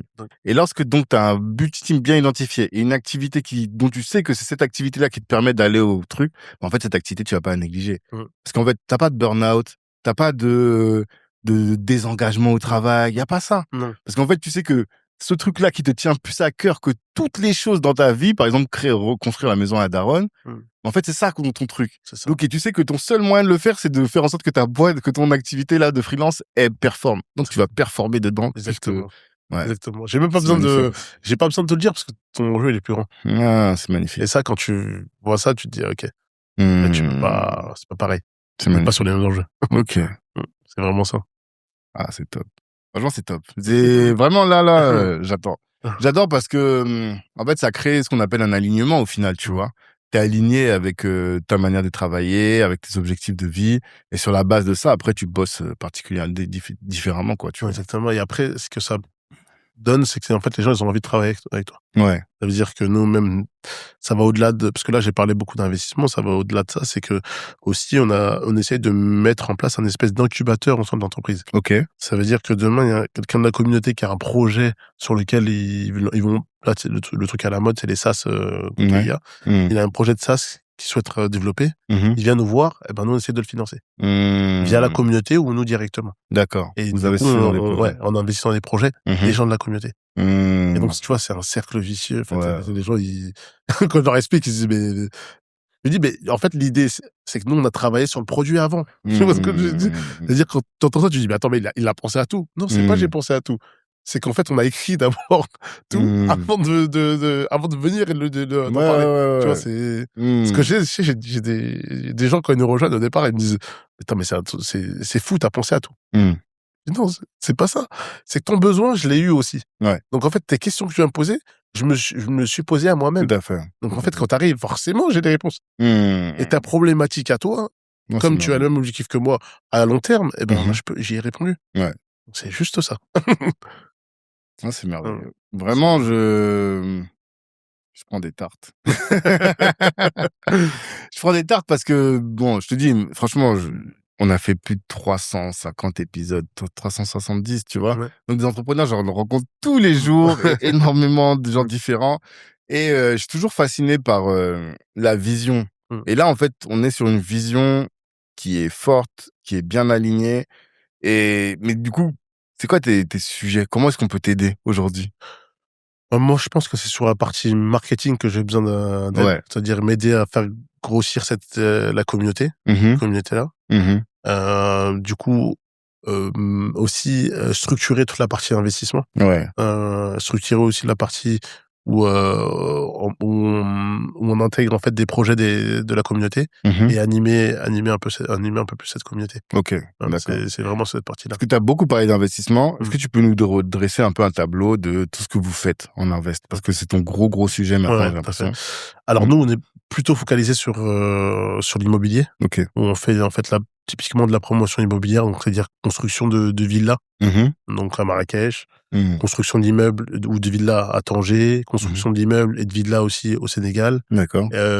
Au Côte d'Ivoire, on commence tout doucement. Il y a un de nos consultants là qui a lancé un concept de bar, de bubble tea.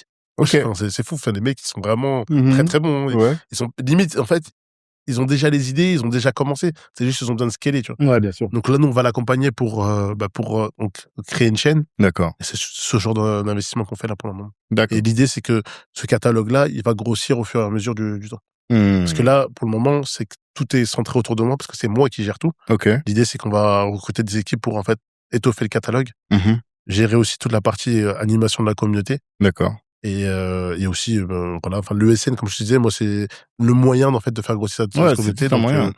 Donc, l'ESN, après, donc, là, sur ça, comme c'est le cœur du métier, là, on maîtrise bien. On automatise bien. On a des équipes des équipes qui partent pas et qui sont là depuis 4-5 ans, tu vois, et c'est comme ça qu'on... Donc c'est vraiment cette partie de communauté-là, on a besoin vraiment d'aide et de grossir. D'aide sur l'animation de la communauté. Sur l'animation de la communauté.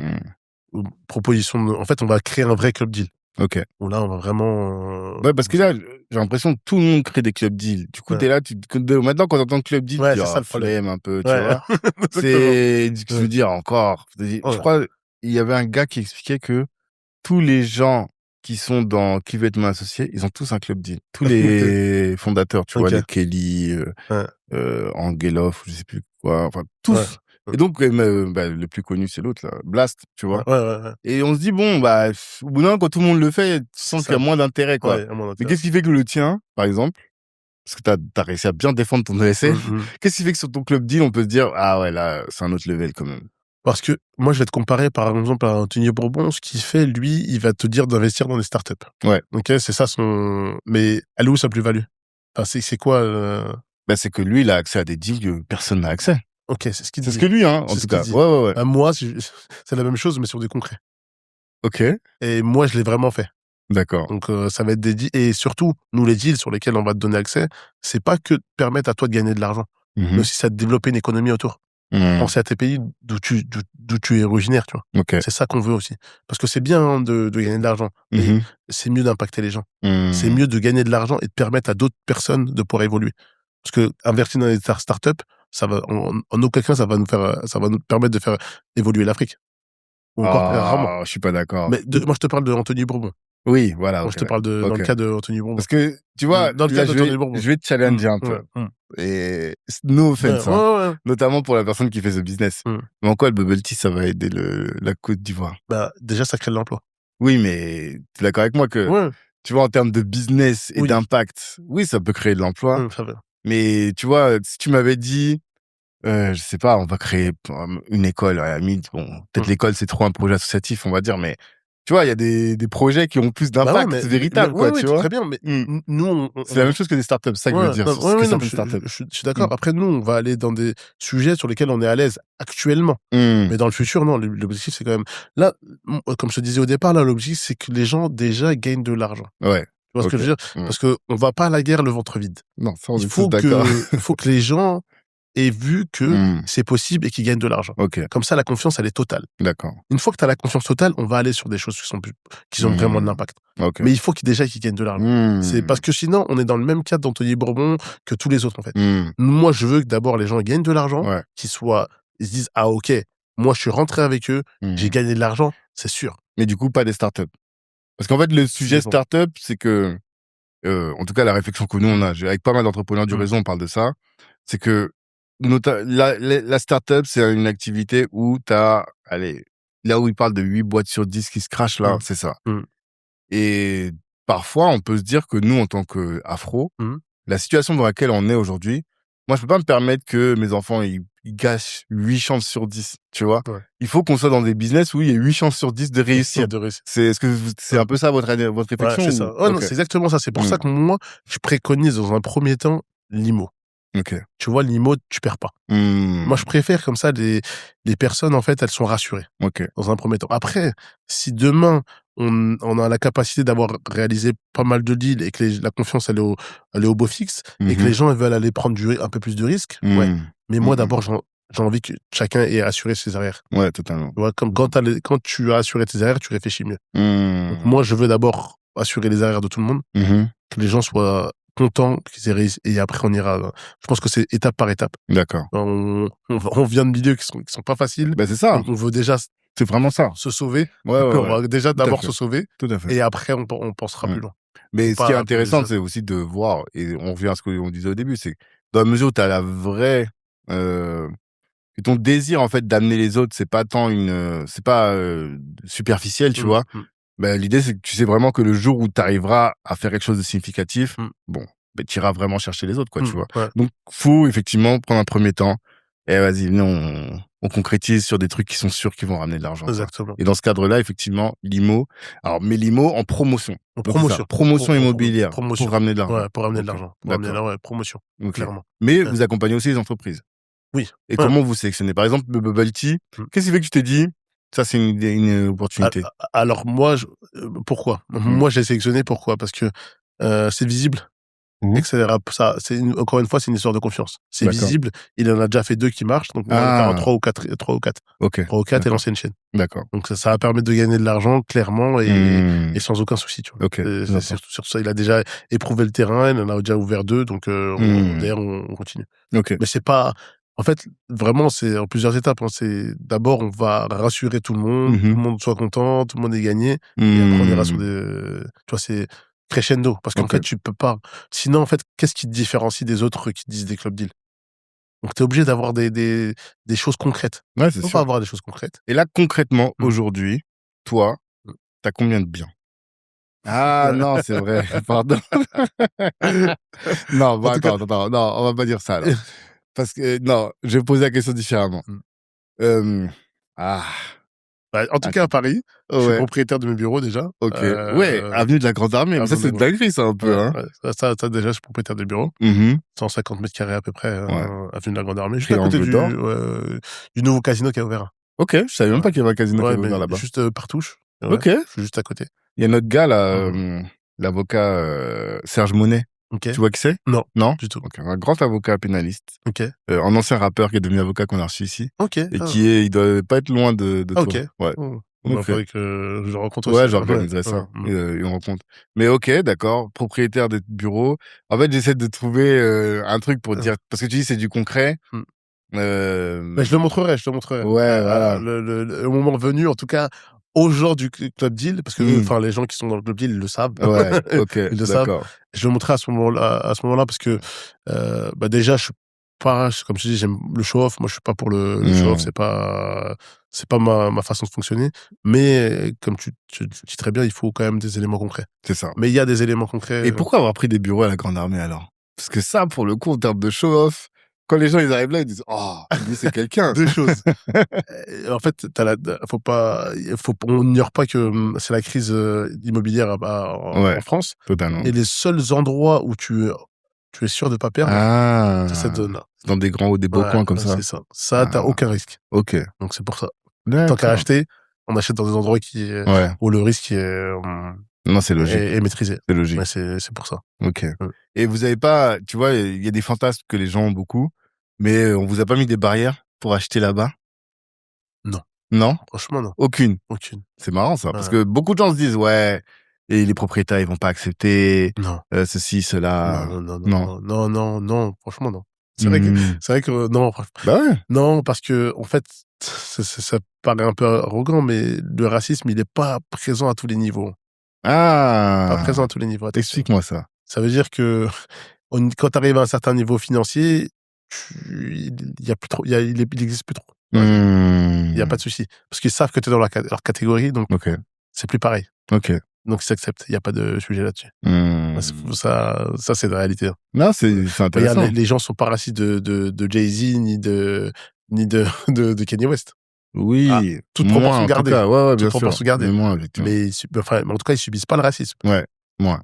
Pour demain, ils veulent acheter un appart à Times Square, il y a pas de sujet. Ouais, non. Il y a cette réalité-là. Quand l'argent est là, il y a plus ces aspects-là. Donc c'est important, tu vois, Ouais. Tu n'as pas ressenti des freins? Non, parce que bon, je pense toujours à Tidjane Thiam, tu vois, qui est l'ancien boss de Crédit Suisse. Lui, il a ressenti le racisme en France, tu vois, alors que c'était le boss des boss, le meilleur. Il a voulu être ministre des Finances. Macron pensait à lui et ils ont mis les. Parce que là, il a voulu aller sur la politique, etc. Là, c'est autre chose. Non, mais c'est pour ça que des fois, tu vois, même à un certain level, t'arrives quand même à. Sur les aspects politiques, oui. Mais tu veux dire qu'en termes de finances. En termes de finances, quand tu restes sur de la partie finance, etc. De cash. Mais c'est incroyable. Parce qu'en fait, des fois, tu te dis, bon, 35 millions, c'est beaucoup d'argent, mais d'un autre côté, je me dis, c'est pas énorme non plus, tu vois. Vous arrivez à faire des trucs big pour. Comment vous arrivez. Est-ce que tu considères que vous êtes des meilleurs gestionnaires, par exemple? Je pense que oui. En termes de gestion, en tout cas, on est pas mal là-dessus. Ok. On fait attention. Et on n'est pas dans le show-off. En fait, on n'est pas dans l'exagération. Que sont d'autres personnes. Par exemple, moi, j'ai pas de prix de voiture de fonction. Ok. J'ai pas de voiture de fonction. C'est la mienne. Celle que j'ai achetée moi en perso. Ouais. Et je l'ai pas pris sur la boîte. Pourquoi? Parce que j'ai pas besoin. Ah ouais? Moi, oui. Pourquoi? Non, j'ai pas besoin. Enfin, j'habite, je peux aller en travail en métro. Et tu prends le métro? Je prends le métro. Ça, c'est bien. Ça, c'est bien. Tu vois, Non, mais je dis ça parce que pour moi, c'est la base, quoi. T'arrives à un ouais. certain level, tu dis, bon, voiture de fonction. Pourquoi? Ouais, pas Pas besoin. besoin. Je fais autre chose. Ouais, ouais, Tu vois, ouais. parce que la voiture, c'est un actif qui perd de la valeur. Mais justement, ça perd plus de valeur du fait quand tu l'as en perso que quand tu l'as au nom de la Ouais, boîte, mais non? je l'ai acheté en perso il y a peut-être 3 ou 4 ans, tu Mmh. vois. Et là, j'avais pas besoin. Mmh. Ce temps-là, j'avais pas besoin, donc non, j'ai pas envie. OK. Et je vais au travail en métro, donc Comme tout le monde. ouais, comme tout Tranquille. le monde. Ouais. C'est imp c'est important, ça aussi, Ouais, non, ce il faut mindset-là. en termes d'humilité, je pense que des fois, il faut se remettre, dans un bain d'humilité où tu dis: Mmh. «Voilà, je suis un homme comme tout le monde, Mmh. qui essaie de s'en sortir». Mmh. Et voilà, quoi. Après,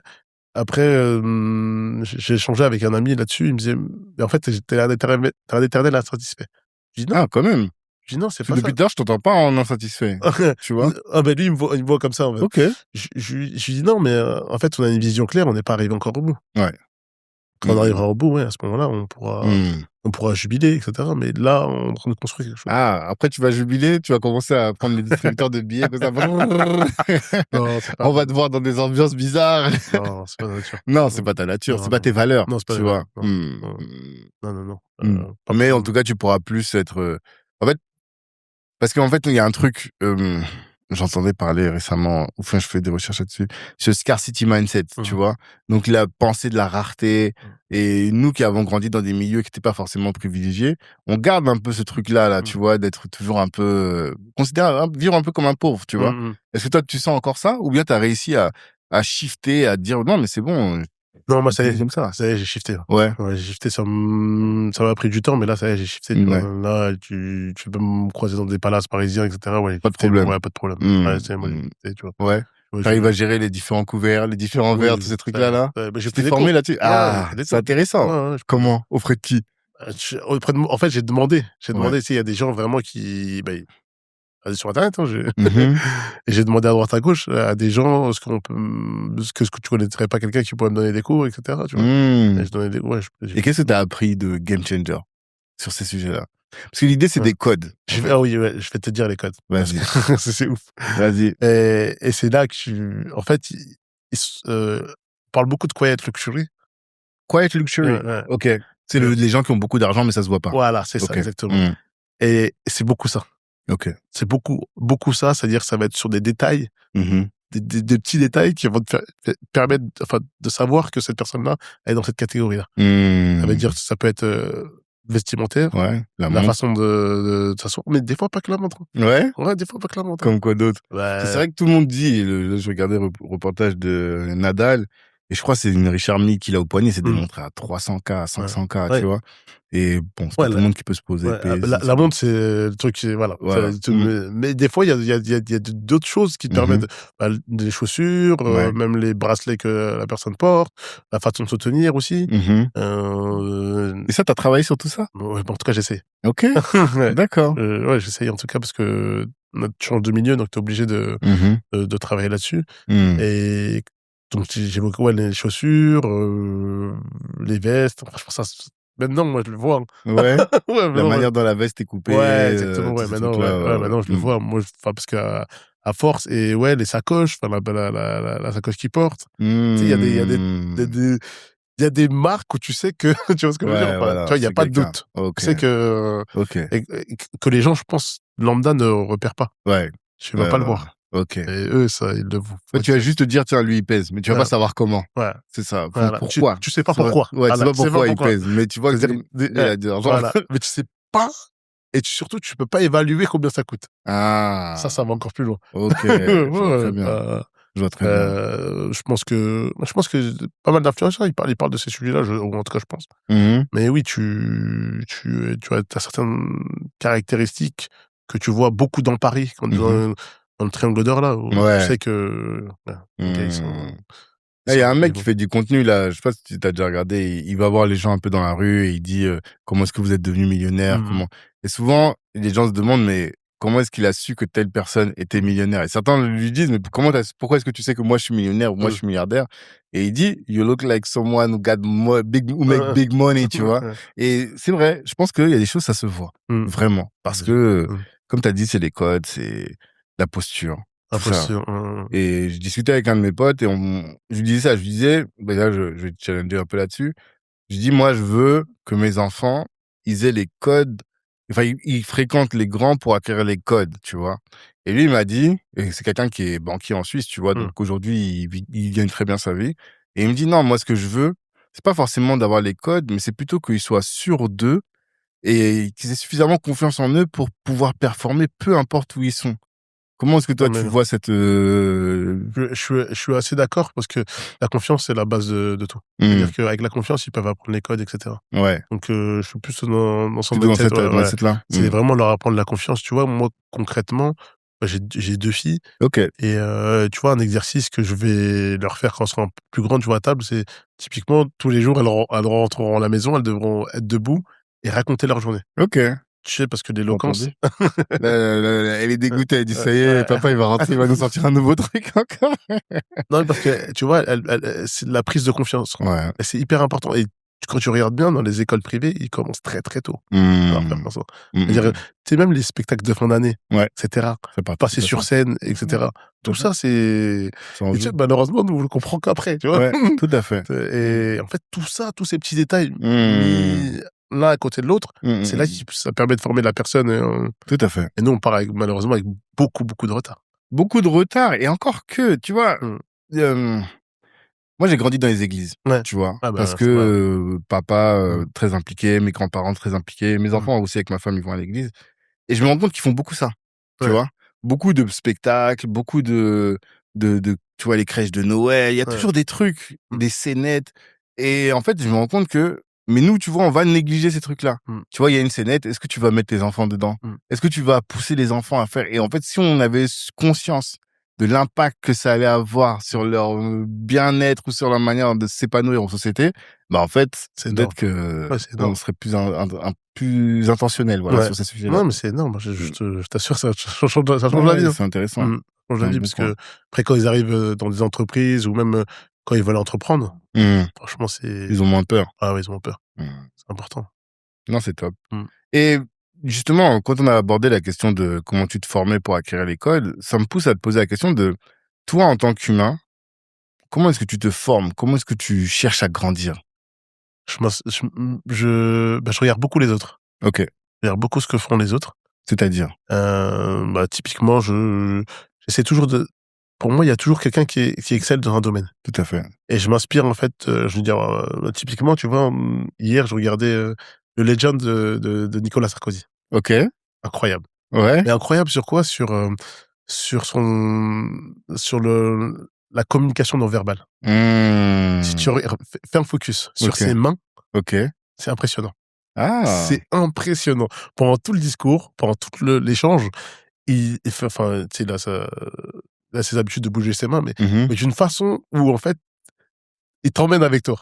Ok. Et il est hyper fort. Et moi, tu vois, j'aime bien prendre, en fait, sur chaque personne, sur quoi il excelle. Sa zone un peu de génie, quoi. Sa zone sur quoi il excelle. Et en fait, j'observe, j'essaie d'apprendre de lui. Et moi, j'hésite pas à me former. Tu vois, par exemple, je paye des coachs pour me former sur ça, ou je paye des gens pour m'aider à voir ça. Tu vois, après, je suis du consulting, donc c'est très facile pour moi de faire appel à la prestation. Mais... Ouais. Et ça, on a reçu Moussa Bagayoko ici. Je sais pas si tu connais. Non. Non? Yele Consulting, ça te dit rien? Ah, de nom, ouais. Si, ça me parle, ouais. Okay. Ça me parle. Lui, il est à la tête d'une SN aussi. Et il m'avait dit ça. Je disais, comment tu progresses? Il me dit, ce que nous, on fait, nous-mêmes, on est des consultants, mais nous-mêmes, on fait appel à des consultants. Exactement. Et dans la communauté noire, cette fois-ci, ce qu'on nous reproche beaucoup, c'est qu'on a du mal à faire appel on valorise pas la prestation intellectuelle. Tu es d'accord avec ça? C'est vrai, c'est la vérité. C'est hyper important. Ouais. Mais nous, en tant que consultants, c'est plus facile. Mais oui, mais la prestation intellectuelle, c'est hyper important. Ouais. Mais oui. C'est pas que de venir et de construire un truc ou, je sais pas moi, de venir te monter ton meuble, etc., qui doit être facturé. Non, la prestation intellectuelle, c'est beaucoup plus poussé. et ça doit être valorisé. Ouais. Nous, on a du mal. Parce que c'est abstrait. C'est ça. C'est abstrait. En tout cas, je pense que ça, c'est un peu notre mindset de pauvre. Qui reste, tu vois. Mais effectivement, avoir accès à plein de coach mental, coach diététique, c'est la base. sport, ces trucs-là. C'est la base. Okay. C'est la base. Il faut. En fait, tu peux pas être partout. Ouais. Si tu veux exceller, il faut que tu t'entoures d'une équipe. Et ces gens-là, c'est là où ils vont t'aider, en fait. Et ils vont t'aider sur l'aspect, comme tu dis, sport, mental, même vision, pour être sûr que ta vision, elle est bonne. Ouais. Être conseillé, en fait, de façon naturelle. Au départ, je pense que quand tu commences, c'est beaucoup ton entourage. Mais après, quand tu montes, tu as besoin de te professionnaliser. Et là, il faut faire appel à la prestation sociale. Indispensable. C'est indispensable. Tu dirais que ça, c'est un élément qui t'a permis... Ouais. Parce que vous, quand même, là, tu as dit quelque chose tout à l'heure, je me suis dit, mais c'est une dinguerie. En fait, en 4 ans, vous êtes arrivé aussi rapidement. Ouais. Et tu dirais que c'est quoi? C'est ces accompagnements-là qui t'ont permis ou... Non, moi je pense que ça a joué. Ça a joué, c'est indéniable. Je pense que c'est tout le contour, en fait, ça qui m'a permis, en fait, de pouvoir créer ça. Mais encore une fois, c'est que nous, on a mis le doigt sur une frustration des consultants. Moi, j'avais identifié cette frustration-là et j'ai mis le doigt dessus. C'est ça, et on a construit un produit autour de cette frustration. Mais oui, tout ce qui est coaching, etc., ouais, c'est indispensable. Oui, ça m'a aidé aussi. Tu vois, même la vision, etc., je la revois avec des gens, etc. Ouais. Tu travailles beaucoup ta vision. Ouais, je travaille beaucoup la vision. C'est hyper important. Parce que si elle n'est pas claire, ça veut dire que mon message, il n'est pas clair et ça veut dire qu'on ne peut pas avancer. Ouais. Parce que les gens ne savent pas où est-ce qu'ils doivent aller. Si ta vision est claire, en tant que CEO, tu peux derrière la retransmettre à tes équipes et tes équipes vont pouvoir travailler. Ouais, totalement. C'est ça. Totalement. Et tu côtoies beaucoup d'entrepreneurs, toi? Pas tant que ça. Pas tant que ça? Pas tant que ça. D'accord. Parce que la question que j'avais posée, c'est, bon, nous, ceux qui nous regardent, majoritairement, c'est des entrepreneurs. En tout cas, soit des entrepreneurs, soit des gens qui aspirent à entreprendre. Mais je me rends compte qu'il y a beaucoup d'entrepreneurs qui nous écoutent. Et on essaie aussi de leur donner des conseils, tu vois. Bon, je t'ai dit, tu es dans une catégorie aujourd'hui où il n'y a pas beaucoup de gens de la communauté. Vraiment. Au-dessus de 5, ça va. Au-dessus de 10, ça commence à devenir... Moi, je commence à les compter sur une main, tu vois. Alors, au-dessus de 30, laisse tomber, tu vois. Il y a vraiment très peu. Et du coup, ma question, c'est si tu devais conseiller un entrepreneur, tu vois, et que tu disais pour lui, tu te dis, voilà, quelque chose d'essentiel que notre communauté, qui manque à notre communauté, qu'est-ce que ce serait? Moi, je dirais clairement l'ego, le mettre de côté. Vraiment. Ça ne sert à rien, ça ne permet pas d'avancer. Il faut écouter et s'unir. Ok. Mais sur l'ego, tu vois, ça rejoint un peu ce que je disais sur les évolutions fondamentales qu'il faut faire, tu vois. Toi, t'as toujours vécu sans ego, entre guillemets, ou bien t'as fait un travail sur toi-même? Non, franchement, sur ça, par contre, je pense que j'ai jamais eu des... Ah, t'as jamais eu d'ego? Ouais, j'ai jamais eu... Mais parce que tu vois, il y a des gens, tu sais, ils ont des blessures, tu vois. Ouais. Et du coup, quand tu leur dis, ouais, l'ego, ils disent, oui, je veux bien, mais bon, j'arrive pas, tu vois. C'est ma vie, je sais pas, quels sont les traumatismes de la vie que t'as eu pour pouvoir... Mais là, tu vois, là, clairement, il a besoin d'un coach. Ouais, voilà, c'est ça. Tu vois, là, il a besoin d'un coach mental et qui doit travailler, en fait, sur ses blessures. Ces blessures qu'il a eues et pour savoir pourquoi il réagit comme ça. Et ce qui est intéressant dans ce que tu disais aussi auparavant, c'est, je pense que le fait de fréquenter aussi d'autres entrepreneurs, ça aide beaucoup. Ouais. Tu vois, moi, c'est un truc où je dois beaucoup progresser là-dessus. Ok. J'ai besoin de ça parce que ça va me nourrir même mes réflexions, etc. Mais je le fais pas parce que, en fait, la croissance a été tellement rapide que j'ai pas eu le temps de travailler là-dessus. Et je suis resté bloqué un peu sur mes anciens amis qui, eux, ne sont pas entrepreneurs. Ouais, c'est ça. Et donc, c'est ça. Mais tu vois, je m'en parlais même avec Frédéric la dernière fois. En fait, tu te sens seul. Parce que forcément, tu sais plus avec qui... Tout à fait. Tu vois, par exemple, tu vois, à 15h, moi, de l'après-midi, des fois, j'ai envie d'aller me poser à un café, etc. Ouais. Mais les autres sont tous au taf. Ils sont tous au taf. Bah oui. Je peux rien faire. Ouais. Et ça, des fois, c'est frustrant, tu vois. Ok. Donc ouais, ça c'est un aspect sur lequel en tout cas moi j'ai besoin de travailler et j'ai besoin de m'ouvrir aussi. Parce que franchement ça permet, excuse-moi je t'ai coupé. Non, c'est moi qui ai coupé. Ça permet aussi de s'ouvrir sur de nouvelles choses. Tout à fait. Vraiment, c'est important. Mais bon, là tu parles à un convaincu. Non, parce que nous, Frédéric est membre d'un de nos clubs, tu vois, mais parce que vraiment notre réflexion c'est ça, c'est de dire Black Network est né du fait que on a beaucoup de talent dans la communauté. Clairement. Tu vois, là, toi, dans ton domaine, mais tu vas avoir des gars dans le sport. Enfin, des gars isolés comme ça, ils sont tous des champions. Mais il n'y a pas d'union entre eux, tu vois. Les gars, ils évoluent tous de manière isolée. Alors que quand on se retrouve, en fait, les discussions qu'on a dans ce que nous on appelle des safe places, où tu sais que l'autre vit les mêmes problématiques que toi, tu vas lui dire ça, il va pas te dire ah mais qu'est-ce que tu racontes, ah toi t'es toujours en train de regarder trop gros, tu vois, toujours ces discussions là qu'on a, là tu les as pas, tu vois, et tu sais que voilà, dès que t'as un problème, tu prends ton téléphone, t'appelles, tu dis vas-y là j'ai telle galère en ce moment, ouais moi je suis passé par là, regarde ce qui m'est arrivé, tu vois. Il y a pas mal de choses. Et ça, c'est vraiment tout notre travail. Mais tu sais que dans les autres communautés, ils le font. Ouais. Moi, je te dis, mon associé, c'est le cas. Ok. C'est le cas. Dès qu'il y a un truc qui va pas, il appelle un gars pour lui demander son avis, etc. Ce genre de ils le font. Donc, en fait, c'est logique, tu vois. Mais c'est comme ça que nous, on s'est créé. C'est parce qu'on a grandi ici. On a grandi dans les quartiers. Tu vois comment fonctionnent les feux, maintenant on sait. Même les Maghrébins, parce que ils ont leur mode de... C'est même pas réfléchi comme tel, mais c'est parce que en fait tu vis dans un écosystème qui fait que en fait tous ces gens sont connectés, tu vois. Et nous on n'a pas ce truc. Enfin, ils ont raison. On n'avait pas jusqu'à ce que Black & Turk arrive. Non mais c'est top. Hein. C'est très bonne idée. Moi je te suivais sur LinkedIn aussi. J'avais entendu parler de ça. Frédéric aussi m'a parlé de toi, etc. Donc non, moi je trouve que c'est une très très bonne initiative et il faut adhérer, il faut continuer. Ouais, bien sûr. C'est comme ça que ça va changer. Non, il y a que comme ça. Et ça permet aussi d'inspirer, tu vois, les plus jeunes, tu vois. Ouais, tout à fait. C'est ça qui est. En fait, c'est vraiment ça le but. Parce qu'en vérité, tout le monde gagne de l'argent de son côté. Ouais. Personne n'a besoin de personne, tu vois. Ça. Mais unis, on peut faire plus. Tout à fait. Et plus intelligemment, tu vois. Et en fait, on ne mesure pas à quel point. Tu vois, Elisabeth Moreno, la ministre, elle m'a dit ça. Elle m'a dit, quand elle est arrivée au ministère, dans son ministère, déjà, elle a vu toutes les communautés arriver pour venir la voir, sauf la nôtre. Elle a dit, c'est bizarre. Pourquoi ils viennent pas, tu vois? Et ensuite, quand le vent a soufflé contre elle, elle s'est retournée, elle a dit, mais je suis toute seule, en fait, tu vois. Et donc, il y avait personne pour la soutenir. Et c'est pour ça que je sais pas si les gens se rendent compte, mais depuis qu'elle a quitté le ministère, maintenant, elle est partout. Tu vois, parce qu'elle a dit, là, je peux plus me retrouver dans une situation où je suis pas en train d'aider les autres à gauche, à droite, parce que j'ai besoin de ça. Tu vois. Donc, en fait, quand tu aides, demain, c'est eux, aujourd'hui, tu vas essayer de la toucher. Même moi, j'étais tremblé. Je vais dire, non, elle m'a ouvert trop de portes, c'est pas possible, tu vois. Et pour monter, il faut que, je crois que c'est Dawala qui a dit ça dans un podcast, il a dit, quand tu montes, il faut absolument accompagner tous les gens pendant que tu montes, parce que quand tu vas redescendre, ils seront encore là, tu vois. Et on n'espère pas que les gens vont descendre. Mais en tout cas, tu sais que il faut que tu sois avec d'autres, tu vois. Obligé. Voilà, donc c'est obligé. Ok. Donc c'est d'avoir ce mindset-là, c'est ça qui est top. Il y a déjà une évolution déjà. Je pense. Tout à fait. Bon, j'ai un soupçon de la réponse, mais c'est bien si on la formalise. Comment tu fais pour garder ton équilibre mental dans cette aventure entrepreneuriale, même si on a l'impression que toi c'est smooth et tout, mais j'imagine qu'il y a des hauts, il y a des bas, il y a des coups et tout. Comment tu fais?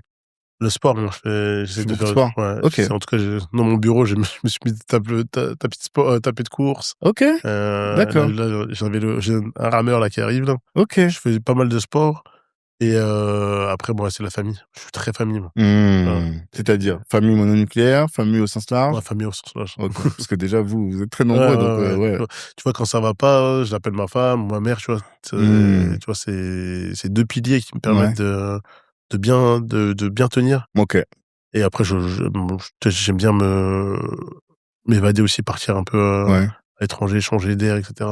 Et tu vois, ce qui me requinque, moi, c'est quand je vais, tu vois, par exemple, au Sénégal, et je vois mes cousins, etc. Et je me dis, putain, on a eu beaucoup de chance. Ok. Il faut y aller. Ok. Moi, quand je vois ça, ça me redonne de l'énergie, tu vois. Je me dis, voilà, il faut y aller. Il y a des gens qui auraient aimé être à notre place. Tout à fait. Donc, on y est. Il faut y aller jusqu'au bout. Tout à fait. Non, je suis assez d'accord avec toi. Ok. Ben, franchement, merci. On a eu une très très belle discussion et j'ai beaucoup appris. Je savais que ça allait être intéressant, mais tu sais jamais sur quel sujet ça va être plus passionnant que d'autres. Mais tout ce qui est lié à, j'ai beaucoup aimé, tu vois, les valeurs de la communauté et le fait de prendre les autres et d'aller. Et franchement, c'est tout ce qu'il y a de plus aligné avec l'ADN de ce que nous on dit. Donc vraiment magnifique, magnifique. Merci en tout cas. Merci. On est ensemble. À tous, merci de nous avoir écoutés jusque-là. Si vous êtes encore là en ce moment, ça veut dire que vraiment vous avez capté l'essence de cet échange, l'essence de ce qu'on veut partager avec Black Network, l'essence de ce que toi tu veux partager avec ton activité aussi. Merci beaucoup. Allez dans la description. On a parlé du réseau, on a parlé de Black Network, de comment est-ce qu'on se retrouve en tant qu'entrepreneur, on agit en tant qu'entrepreneur. Cliquez en bas pour voir tout ce qu'on peut vous proposer. On lance la 3e promotion de notre business club, Cali Business Club, pour ceux qui sont entre 100 et 500 000 euros de chiffre d'affaires. On démarre le 14 septembre. Donc, si vous regardez ça et que vous n'êtes pas encore en septembre et que vous êtes dans ces dimensions-là, que vous voulez passer au niveau d'après, cliquez. On se retrouve de l'autre côté. Force et que Dieu bénisse nos efforts. Ciao tout le monde.